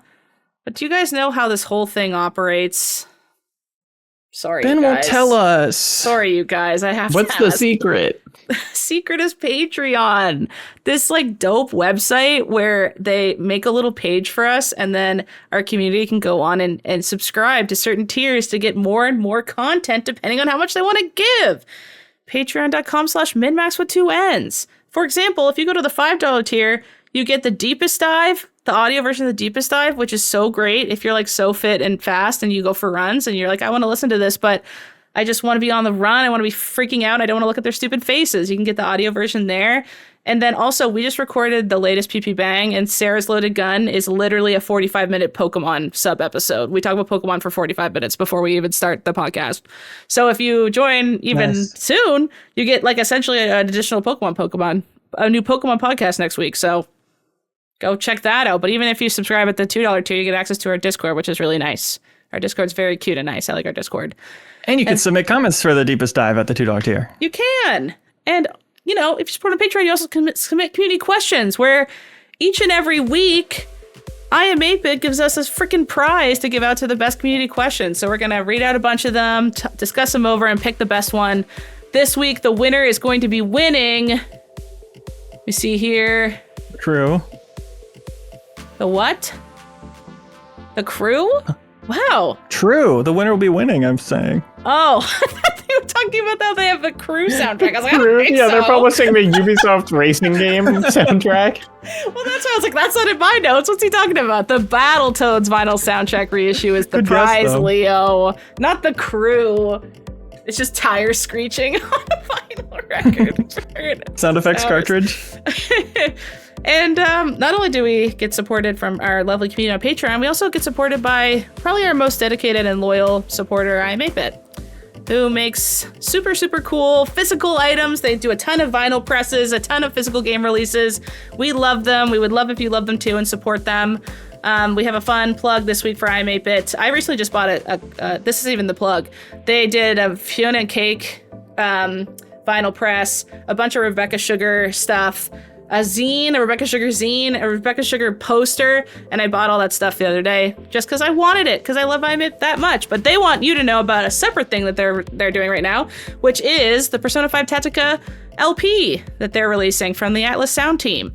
They say this is the Persona 5 Tactica 4 LP. Funky beats are punctuated by audacious guitar riffs, intense violins. Pensive bass lines provide the perfect background for strategic plotting. In short, it's extremely Persona, but it's also revolutionary and unique. I Am 8-Bit couldn't get enough of it, so they put it on the wax. Pre-orders for that end. I actually don't have the date for that. I apologize. You know what? Egg on my face. I don't got the date for that. I sincerely apologize. Do you want to just say every date and Ben can just cut in the right one? Sure. Sometime in March. How about that? Okay. And if you love the Persona 5 soundtrack, which I know a lot of people do, it's very similar to that. I listen to it while I work all the time, the Tactica one too, because they have the same vocalist who does the best song Beneath the Mask from Persona 5. She does a song for this album as well, a different song. So go support I Am 8-Bit, and if you use the code Green Greens, I don't know what that is a reference to. What do you guys think? Green grass? I don't know. We never know the reference to any of them. One time it was it's going to be The May. codes are so esoteric. They are. They're pretty big brain. But if you use the code Green Greens, you get 10% off everything in your cart. Some exclusions apply for that. It's a Kirby reference, says Leafeon. Thank you, Leafeon. I thought it was... anyways. God, I'm bad at this. You guys want to do community questions instead and forget about let's my do ad them, read? Sure. Let's do them. Let's do them. Kelsey Sims asks us, if you were turned into a Resident Evil 9 zombie, what would your habitual habit or phase be? Would Ben be wandering around croaking, "Am I nuts?" Kelsey, he's not here to defend himself. Don't take such a jab. He would. He would also be like constantly writing little notes as a zombie. When another zombie bit someone, he'd make a note of the timestamp. Yes. Ben would be like seated in front of Adobe Premiere or something. Mm-hmm. You know, because it's not just your catchphrase. It's like, what did you spend your time doing? What were you doing? I think he would be like finding little legumes and stuff on the ground and putting them in his ear and pressing play like they're an AirPod. Like trying to find his AirPod. Trying to find a pod. Is he an AirPod guy? Yeah. Does he use his AirPod? Like use his AirPod? He was a Game Informer. He always had a bud in his ear. And he is fully a podcast guy. Yes. Haley, can I make a call for yours? Of course. Your zombie's reading EULAs. Yeah. Like that's what they're. She's just scrolling down in agreement, being like, interesting inclusion. But it's like forgetting the start by the time she gets to the bottom, so starting over and just kind of what never a personal hell that would be. God, you know how you have to scroll to the bottom to accept? She never gets to the bottom, so she can never accept. Wow. That's messed up. Because your hand isn't warm enough to scroll the screen. Oh, it's like when you try to scroll your phone with gloves on. Oh no, I just read the recitals over and over again like a maniac. Oh God, that would be my own personal That's what turned you into a zombie. It drove you insane. I think Leo's would be... I just want to say, like, all of us is just sitting at our computer. That's so depressing, because that's all we do. I was like, we just said Ben's at his computer. Mine is essentially sit at a computer. What would yours I feel be? like my verbal tics would be absolutely. Absolutely. I say interesting a lot. I go, interesting. Mm-hmm. All the time. My wife always will ask me if I want something, and I say, no, thank you. And she goes, no, thank you. No, thank you. Or she'll preempt me saying it because it's so what I say and how I say it. So probably, no, thank you. Just a zombie biting into your face. No, thank you. I'd be like, or that you're zombie's shooting nice. me and I'm saying no, thank you about the bullets. Yeah. Jacob, would you do your little sneeze, your elbow nook sneeze as a zombie? Oh, God, how depressing. My entire personality reduced to sometimes he sneezes off camera. I just always notice because you're really quick with the mute. You mute it and then you hit your sneeze, your dab sneeze. Because you can feel it coming. Yeah. I think I would just be like, I would be like scrawling in blood on a whiteboard, and it would just be like, this thing is like this other thing. Forever. You would be standing like you're talking to a camera. Game is like book. Oh, I think we would be a good zombie crew. Zombie MinnMax? I think it would do even better than the normal zombie one. Pew Pew Bang. Just assemble the squad. Instead of brains, we'd just be like, what would be our one word? What's the one word Pew Pew Bang says the most? Leon. Yeah. Much like in Resident Evil, you'd just be groaning for Leon. Yeah, it'd be perfect. Sergio says, hello, MinnMax. Given that you all have done really good work hosting stuff for the show, sneaking a compliment and try to win. What newfound respect and awe do you have for Mr. Ben Hansen? Hosting seems quite hard. Hosting's hard. Ben makes it look easy. Jacob, you were great at hosting the Deepest Dive. I know you hosted it before, but you got skills too. Yeah, I personally, I think that like the on-camera hosting is the easy part, and what's much harder that Ben does is all of the infrastructure of like, this is when the Patreon post has to go up, and this is when the Patreon feed episode goes up, and this is Backstage Passes version of the video, and this is the regular version of the video. Yeah. Like, there's so much stuff that you're just kind of like balancing in your head that like when he writes it out for one of us to do, it's like 7 pages because there are just so many different, like, and remember you got to do this, and remember you got to do that, and remember you got to do that, that it's like, you know, for my work, I'm like, I just have to remember to like upload the video to YouTube and Nebula and make a post about it on Patreon, you know, but it's like that, and once a month. But there's so much that happens with MinnMax of just like every week you got to remember to do these 20 things. The behind the scenes stuff is crazy. The other thing that stresses me out is if there's a lull in conversation, it's your fault when you're hosting. It's like being like trying to fill in that silence is like such a thing that you don't trade for in any other type of job because you're allowed to be silent for a few seconds between combos.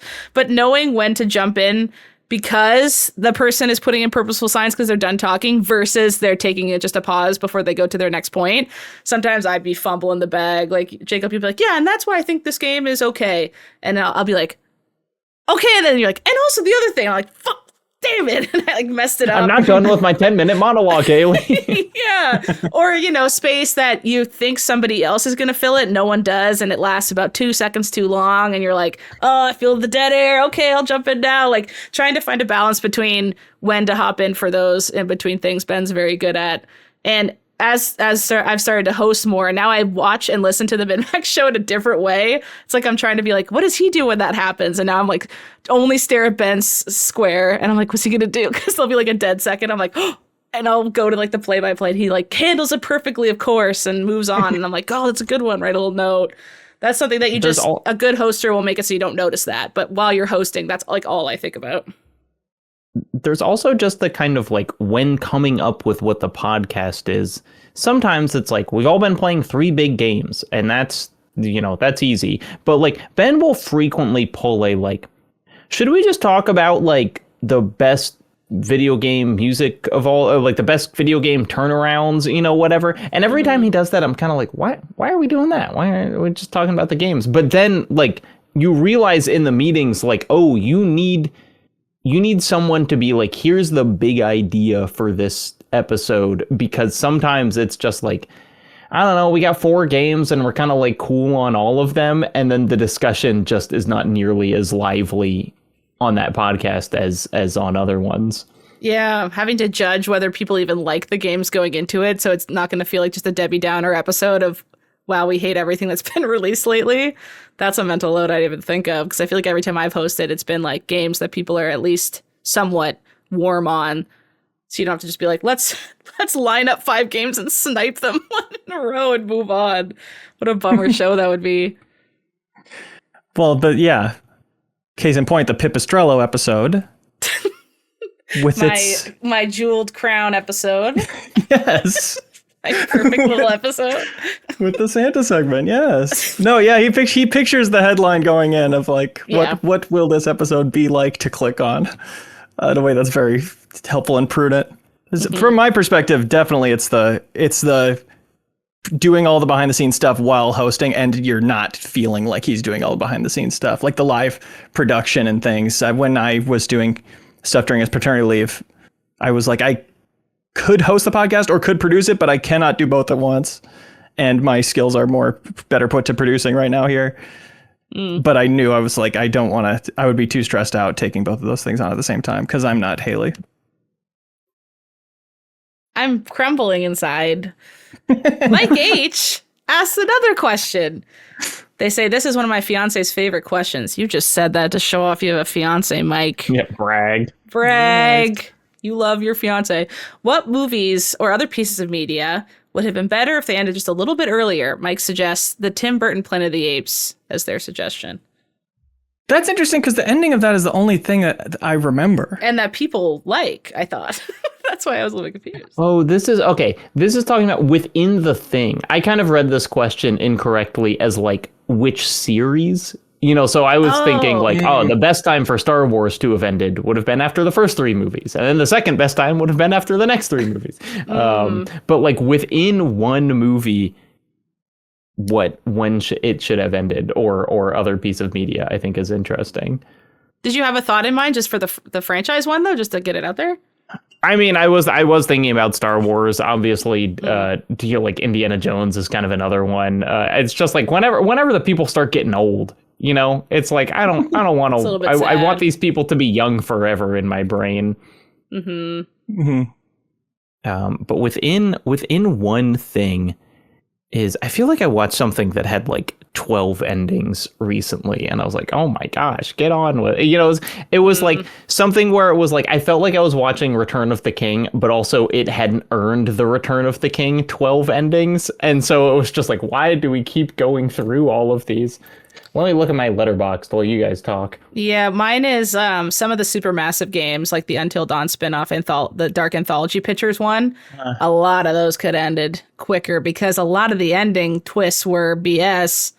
And I was like, why'd you even make me care enough that the twist is so unexciting that now I'm mad that you wasted my time? Like, if this had been a shorter experience, I'd have been like, that's a little bit of a weird twist, but I only spent 4 hours instead of like 8, I don't know. Sometimes those endings are not hitting, and it makes me mad that a piece of my life is gone, Sure. I guess Saltburn was kind of like that. Yeah. Where it was like, if you had let me ruminate on this more versus kind of taking the very end to spell it all out exactly, I think I would have left a lot hotter on it. They should have just made that first Wicked movie and then just been like, oops, we can't make another one. All the songs are in the front. One half of a good movie, and then we finish and then you get a second half and it sucks. Oh, remember that reminded me of the Polar Express movie? And not Polar Express. I was like, I do. What's the one with the bear in it? And it's she has like a Golden little Compass. ferret. Golden Compass. Remember how they laid that out to be like, here comes 5 more of these, and then they just disappeared? Like the ending of that ended on a cliffhanger. One? I don't believe so. They made a TV show. There was a Golden Compass TV show. Was it like from the movie, or was that just like a one-off? Well, it's based on a book. Yeah, but like I feel like they didn't continue the movie in the show. No, they started fresh not the again. Same characters. When I was thinking about another, because it's the Lion, the Witch, and the Wardrobe, like the Narnia series has like 7 books, and they made like 2 that came out in theaters, I think, Prince and then like Caspian 1 that was maybe like theaters. straight to DVD or whatever. Yeah. There's gonna be another one of those with Greta Gerwig making them for Netflix, which I'm curious about. I kind of love that. I would like if every game ended 2 hours before it did, so I would finish them. Is it that you cut out 2 hours from somewhere in the middle and then it just ends sooner, or you want the ending to not happen? Controversial take, no more endings. You're just done at a random point in the middle. I feel like you should be. Your brain stops you from playing a game when you sense that you're reaching the ending. No, it's every game I play. It? It's not me. It's every game they make. On that note, opening acts for bands, every single one should play 2 fewer songs. Yeah, it's like it's always 2 songs too many. It's true. Shauna Nader says, "Hey, MinnMax. Hi. Time for a quick round of Would You Rather Video Game Trope Edition. Try not to think hard about this and just go with your gut answer," says Shauna Nader. Would you rather have an airship or a mech? I say airship. Airship. This is the convenience. The mech is so clumpy, and I can picture stumpy. having rooms in it. Yeah, because what do you do with a mech other than like shoot stuff with missiles? I guess you could. Sounds cool. Like rolling up to school would be cool in a mech. Yeah, you just hop out of it and send it home. That'd be pretty. You and your buddy in the Pacific Rim mind link. Yeah, when you get a bad grade, it's at home going like sad robot in the garage. Airship just kind of gives whimsy. It gives a certain je ne sais quoi. It gives early Final Fantasy. Let's relax before the scary stuff happens. We're up in the clouds. Everything's okay. The color palette's nice. I just have positive associations with airships, I feel like. And you can have little rooms. You can have a kitchenette in there. Like humble rooms. Nothing crazy like a mansion, but just like good little rooms. Precisely. What would be on the balloon of your airship? This isn't a question that's Shauna. Wait, are there more Would You Rathers? There are. I just am curious. I would want mine to be stripy, half of it green, purple, complementary colors. Good choice. Thank you. I'm going pure wood. I just want it to look like a pirate ship, but in the sky. Oh, okay. Pirate ship, sky ship. I feel like old-timey Zeppelin. That kind of gives... I feel like Zeppelins got a negative aura around them, like they're going to crash. Yeah, absolutely. Exactly. I'd love to change that. You would Everyone crash yours. sees Theo coming and starts yelling, "Oh, the humanity." But then suddenly Tootsie Pops are falling from the sky. But they're falling from so high, they're puncturing people's eyeballs as they look up because you should be dropping things from that high, Leo. You try to do one nice thing. It's the Tootsie Pop killer. All right, here's the next. Would you rather fire, grass, or water starter? Fire. Water. You're both water. Yeah, interesting. So. Fire. I just like the design of every fire Pokemon I've ever seen. I feel like, whereas fire, no offense, kind of gives. I see a lot of water around. There's a lot of water all over the place in all these Pokemon maps. You can kind of get a water whenever you want. Yeah, wouldn't you like to surf on your guy? I can just catch Again, it's just like how many times in life do you interact with fire versus water? For me, water many times a day. I know. Fire, so when I went on a camping trip one time. That's why it's like, oh, I get a rare fire because I don't see fire very much, you know? Whereas I just got to get the old rod, chuck it in the ocean, and get a Magikarp, and I got a water. Also, fire starter is what I liked as a kid. So I guess I grew out of that at some point. But then he grew up. I don't like the way you said that. Well, no one said grass, which is kind of the cool guy pick. So let's just move on from there. We have our differences. Melee fighter, ranged fighter, or magic fighter? What would you want to be? Melee. Ranged. We are a team. Perfect 3. We could be Kingdom Hearts. Oh my god, we're literally the Kingdom Hearts kids. We're literally making. Here's my justification. If you have a sword, you're never going to run out of ammo. You're never going to run out of MP. Okay? I don't want to resource manage. I want to just You want to hack and slash. That's fair. Okay. Cyberpunk City or small town rundown farm? Give me that farm, baby. Oh, yeah, if those are the options, Cyberpunk City, I guess. Yeah, but then there's everything's scary in the Cyberpunk City. Everyone's like tough and has stuff in their face from metal implants and stuff. And I'm like, what's that for? Yeah, but stories can happen. Stories can happen on the farm. Your story is your grandpa gave you something and you don't want to sell it to Walmart. That's like the only story you can tell. No. Wow. I'll have you know. Loopers on a farm for a lot of it. Animal Farm, very prolific piece of literature, happened on a farm. Barnyard. That's true. It wasn't run down. All the cows in Barnyard have udders. That confused me as a kid, but they were men. Cows. Rundown is the word that made me choose Cyberpunk City.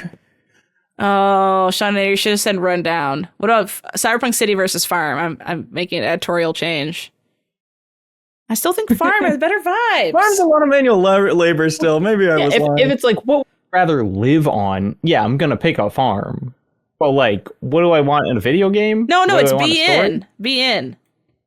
Okay, but as a video game character? Oh. Yeah. If it's me, yes, I don't want to live in Night City. I think I would die and get my bones stolen or whatever. Get that guy's bones. Would you rather become a giant or become super small? Giant. Well, a super small would be almost awesome enough to warrant the more likelihood of dying. Almost, but I don't think quite. You want to die as a little thing? No, you are guaranteed to die as a little guy. A bird pick you up, you're dead. Why do you want that?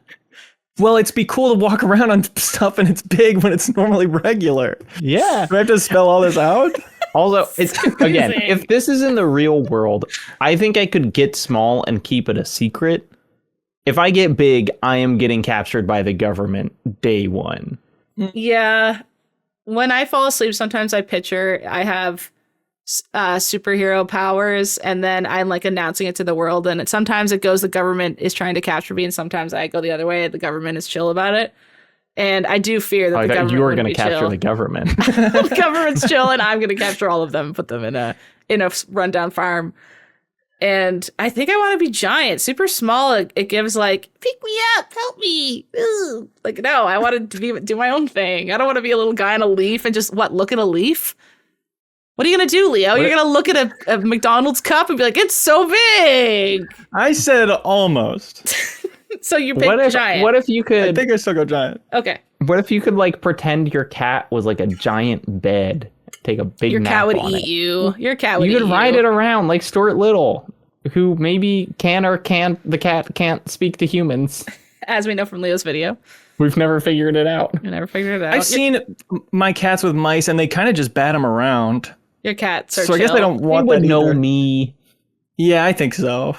If you were little and you're like, Doctor, yay! You think he honestly wouldn't go, what the hell, and slap you across the room? I don't think he'd be like, Papa! I think he'd kill you, even by mistake. Yeah, and that would be so unfair because his high-pitched meows I deal with all day, every day, and then I high-pitched meow at him once and he kills me? That Be isn't messed right. up. When you die in a game, do you prefer it says busted or wasted? When does it? Do any say busted? Well, I added the first Only in very specific kind of games. where you, yeah, of course. Try not to. Yeah. Yeah, like you get busted, like you get caught in a stealth thing, I think is the thought. Oh, sure. Yeah, or wasted, you got killed like in Grand Theft Auto. Like busted. I wanted to say wasted. You want to be wasted? That's a very... I choose busted. I think in Dark Souls it should say busted. I think it should too. It's in that really scary font with the red behind it. Busted. Comes up all sad. Thanks, Sean Nader. These were some great questions that we fought over that we loved. This one comes from the Juan One. Hello, MinnMax. Okay, you gotta explain to me why Bloodborne gets so much love and why everyone wants a remake. They say, a PS4 game that you can play on your PS5. The drama over its canceled remake from Bluepoint was my tipping point. The way people talk about this sounds like it's an Ocarina of Time, Mario 64, Final Fantasy 7, but I don't get the hype for this game. I want to talk about Bluepoint too. So that's crazy. Yeah, I mean, I think here's the very straightforward Bloodborne answer. From me personally, I don't need a Bloodborne remake. I just want a patch that makes it run at 60 frames per second. That's what everyone truly wants, yeah. If they gave it doesn't need new graphics. It looks great. It plays great. The problem is just that it runs at a 30 and a pretty uneven 30. Not even a smooth 30 frames per second, and it has been that way since the PS4.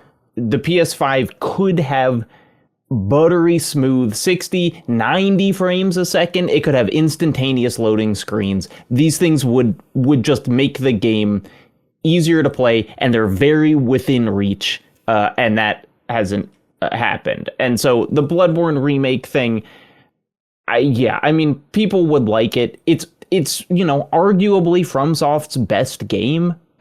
It is really, really, really good.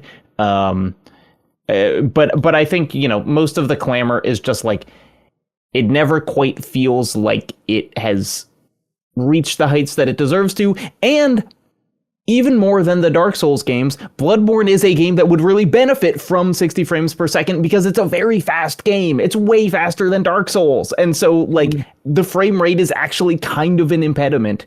So that's it. That's why we want a better version of Bloodborne. But now let's talk about Bluepoint. Well, we could have got it if Bluepoint got what they wished for. So Bluepoint was acquired by Sony in 2021. Feels right to say. I believe that's correct. They did the Demon Souls remake, the Nathan Drake trilogy remakes. They're good at their job with remakes. They make really good remakes, high fidelity PlayStation remakes. Sony acquired them, and then they just announced recently that they're shutting them down effective as of March this month, essentially. So they still kind of technically pseudo exist as of the date of this recording, but they're getting wrapped up. They're probably moving all the IP out and dissolving the company sometime in the next few weeks. Worth stating, they were acquired after making the Demon Souls remake, so they actually did not release a game while owned by Sony. They provided support on God of War Ragnarok, but Bluepoint did not release a game, or Sony had bought them. Yeah. They put them on a live service God of War game, and then they killed them. They were doing that, and then also Jason Schreier reported that they had pitched a Bloodborne remake to FromSoft and Sony was in on it, but FromSoft said no. So that's kind of why it connects to this question, essentially. Yeah, the other complicated thing about Bloodborne is it's just a shared rights thing. Haley, it's your favorite. It's like FromSoft, as far as I know, FromSoft owns the Dark Souls games and Elden Ring. Sekiro is actually Activision, which is interesting, but Sekiro came out on PC and everything, so it's in a good place. But yeah, Bloodborne's a shared custody deal. And I think Sony probably would have remade it a long time ago. Yeah. But I believe there has been reporting that like Miyazaki personally is just very precious about Bloodborne. And like the Demon Souls remake by Bluepoint, I think unbelievably technically accomplished. One of still the best looking games on the PS5, made some art style changes. And maybe if you are super precious about your piece of art, as is his right, then you don't want another team to kind of create get their hands in it version of it for a whole new generation. Yeah. Sure.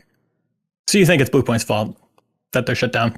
Yeah, they just didn't make that God of War live service game good enough. It would have been a real winner. Yeah, everyone was clamoring for that. Everyone couldn't wait for that. Think of all the things you like about the God of War franchise. 1, no story. 2, you can play forever. 3, you spend all your real life money on it. What doesn't make sense about a live service game? We say that about Horizon, though, and now Horizon's getting a live service game. So clearly, that we are going to love. We're going to measure it in Concord lengths. Yeah, I shouldn't have done that. I shouldn't have given Concord a metric of measurement for it. That feels mean. No, we honor it this way. This way we don't forget about it. I know. I still wish I got the Concord controller, because that controller is one of the best PS5 controllers they've made. It looks really sick. But now it's like $1 billion because people are like, oh, it's dead. Oh, no, you can't have it. This is one just for me.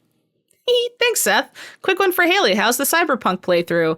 It's good because I bought the Phantom Liberty DLC and I started playing it exactly at the point everyone yelled at me to play it at. So I'm doing everything right and no one can yell at me, which is I'm playing the Phantom DLC before I go into Endgame. So I'm doing it. It's really good. I'm like 8 hours in. I really like it. I like how it's just like, it kind of feels like New Game Plus in a weird way, but before you finish the game, because you get all the best weapons and all these new access points are open to you to get cool stuff, cool clothes. You get a new thing in your skill tree that kind of breaks a bunch of other stuff that's pretty fun. It's a really good DLC. They're great DLC though. Like my favorite DLC of all time is Blood and Wine for The Witcher 3. So I was kind of expecting it to be good DLC.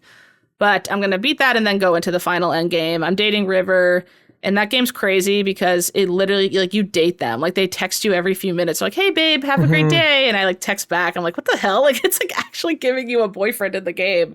That, like, I'll sometimes go back to my base or whatever to sleep, because then you get double XP for an hour if you let your character sleep in the game, which I think is kind of a fun thing.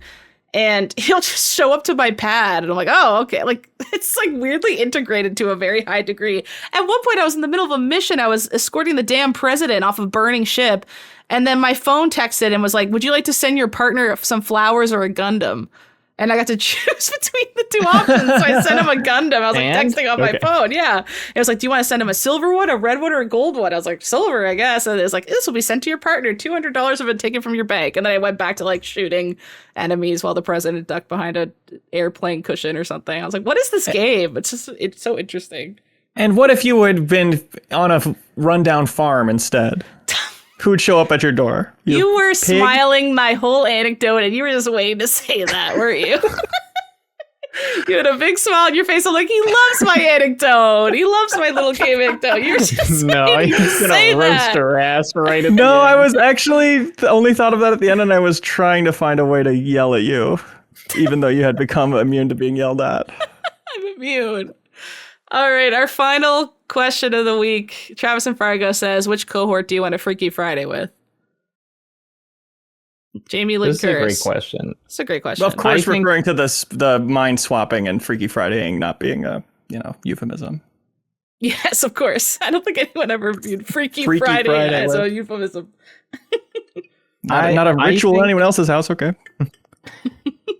I think I could go the longest as Leo without anyone noticing, maybe, because Leo, I've met your lovely wife and we have similar jobs, where it's like instantly, people, if I was Kelsey, people would be like, you don't know how to run a store. Right. If I was Sarah, they'd be like, why aren't you doing the Fields of Mystery posts we talked about? And I certainly don't know how to be a lawyer.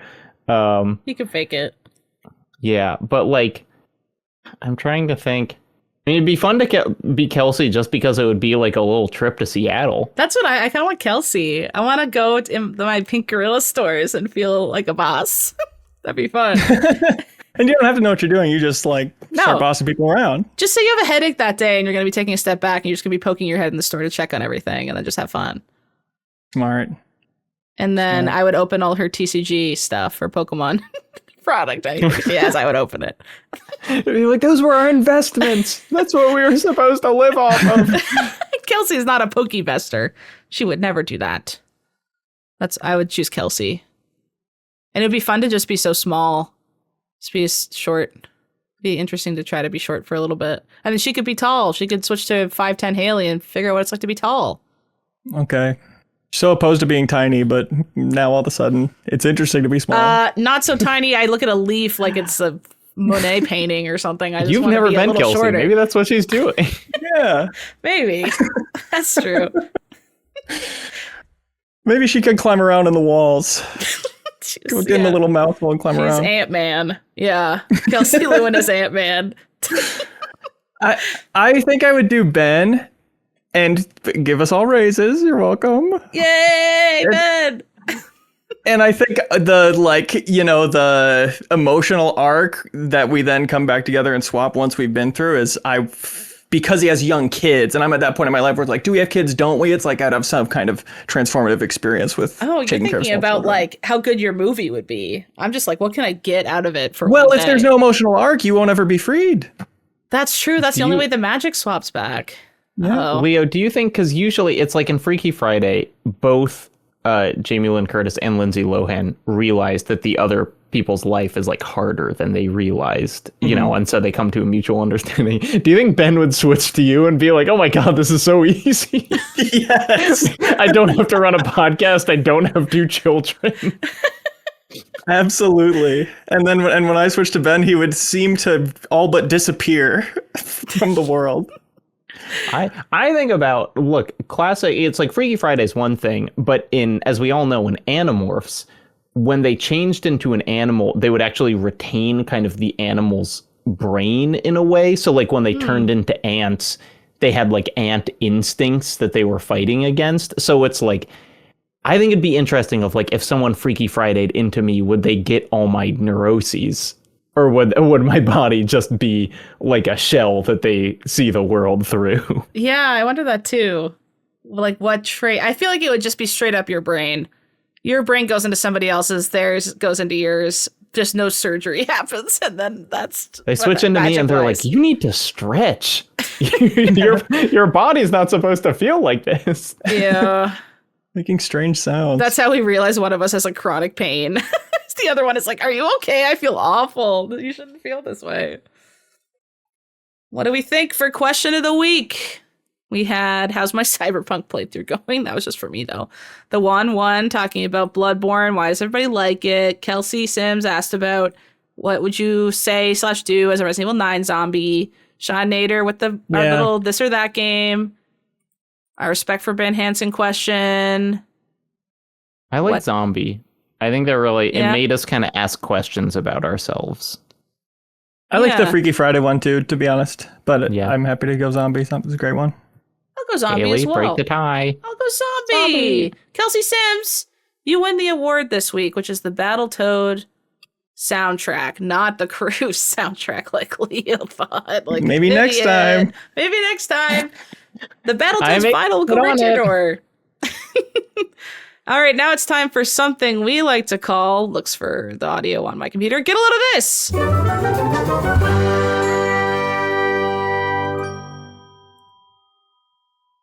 Who's got a good get a load of this? I'll get a load of this. Oh. Get a load of Leo's, get a load of this. Take it what away. A gentleman. This is about a month old, but I haven't been on the podcast in a while. Our dear community member Bob Buell did a podcast, a one-off thing called the Bewlywed game, where he got together tons of all your favorite podcasters. Kelsey and Janet were there. Kyle Bosman was there. Jeffrey James from the Headgum podcast, now from That's Funny, I think the podcast is called now. Really funny person. So just a treat to watch all these people interact in this Newlywed style game show that Bob Buell put together. It's a really entertaining watch/listen. The Bewlywed game. Yeah, and Charles Hart and Marcus were on there. Who was the Game Informer? Yeah. Yep. Yes. Them too. I saw a good clip from that where Bob asked, "What's the best candy?" And I think Charles perfectly guesses Marcus's, if I remember. It might have been the other way around. But then Marcus was like, "Oh!" Like so excited that it got picked right away. It was very cute. Yes, I watched it when it dropped, and this whole time I've been trying to pull it up because of my misspelling of Bewlywed game. So I didn't have all the names, but no, I do. That's fair. Do you want to say them all now that you went through the effort of getting them? No, we said them all. Okay. Isla Hink, Ali Khan were also there. Love it. Get a load of this. Video game YouTuber Ahoy. Been around for a long time. Kind of got famous by doing videos on like specific weapons and talking about their history and whatever. But he's been doing much more kind of like, I don't know, seems like just kind of doing what he wants to videos, which I've been really enjoying. And just this week, he released a video called When Video Games Were Brown, which is talking about the kind of brown era of games. But what he does is he's basically like, was this real? Was there actually a brown era of games? And so he takes the top 20 games from the years 2000 through 2020, downloads playthroughs of them, does color analysis on like every like 5 frames of it, and like creates like objective data on like this was the brownness level of different games over time. And it's like, if you are just kind of like a data sicko, this is so good. And he like explains how he's creating the visualization for how brown the games were, and he comes to some very interesting conclusions. That's great. I love those color theory types of things. Like this is this movie if it was only the colors, and it's like this long so imagine doing that with the top 20 games of the past 20 years. That's cool. And then looking at the trend lines. I love that. That's such a great concept. Get a load of this. I don't normally get that into Pokemon plush, but they released this Pokemon plush, and it's Pikachu, but what Pikachu looked like when it was a Game Boy Pikachu, and it has a muted color palette, kind of related to Jacob's thing. But it's like green Pikachu and it's fat Pikachu, and they only released it on the Japanese Pokemon Center store, and they haven't said for sure if it's coming to the West, and I check every day, and they haven't announced if it's gonna come, and it's my favorite little thing. And then they also have a little Pikachu Labubu kind of thing for your bag that looks like the old Game Boy Pikachu, and I really want it. And I don't usually want things like that, but I really want it. It ticked a little thing in my brain. I'll show it off in the link below. You can look at all the things we're talking about in links below. Do you really not? You usually don't want these things? I usually want lots of things, but not Pokemon plush, surprisingly. That gene's always missed me. I'm looking at the shelf behind you. With my Balatro plush and other plushes. Yeah, and I do like...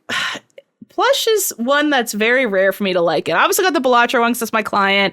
I have another plush there from another one of my clients, and then I was gifted this Astrobot plush, which I thought was cute. And I have a Labubu from Pew Pew Bang that a lovely listener gave us, all Labubus, which is still insane to this day that happened, that a listener gave us 4 Labubus. But this is all the plush I kind of have. I don't really have anything else.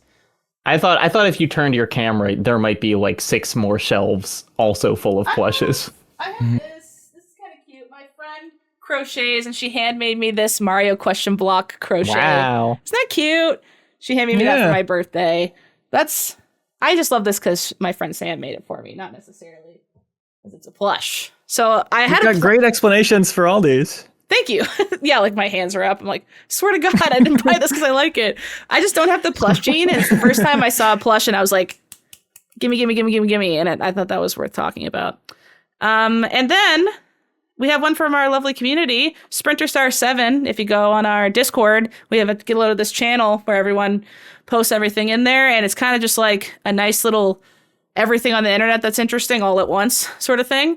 And Ash's Japanese voice actor, she's so cute, was playing Pokemon Red for Pokemon Day and streaming it. And I don't speak Japanese, but I was watching it just like smiling because she's very cute playing through it. And there's links to all this kind of stuff below at the bottom of the screen. I think that's it for this episode of MinnMax, you guys. Thanks for sticking around for all the fun times talking about venture capitalist to Pokemon plush and everything in between. A to V. Exactly. We have a lot of stuff going on MinnMax this week. The latest PP Bang just went up. It's all on fitness games. I attack a copy of Wii Fit in my mom's driveway with an axe. I said to her as I was bringing the axe out of the basement, she's like, "What are you doing?" I was like, "Are you proud of me? This is my job now. I do things like this for my job." And she just sighed and walked away. I was like, "Thanks, Mom."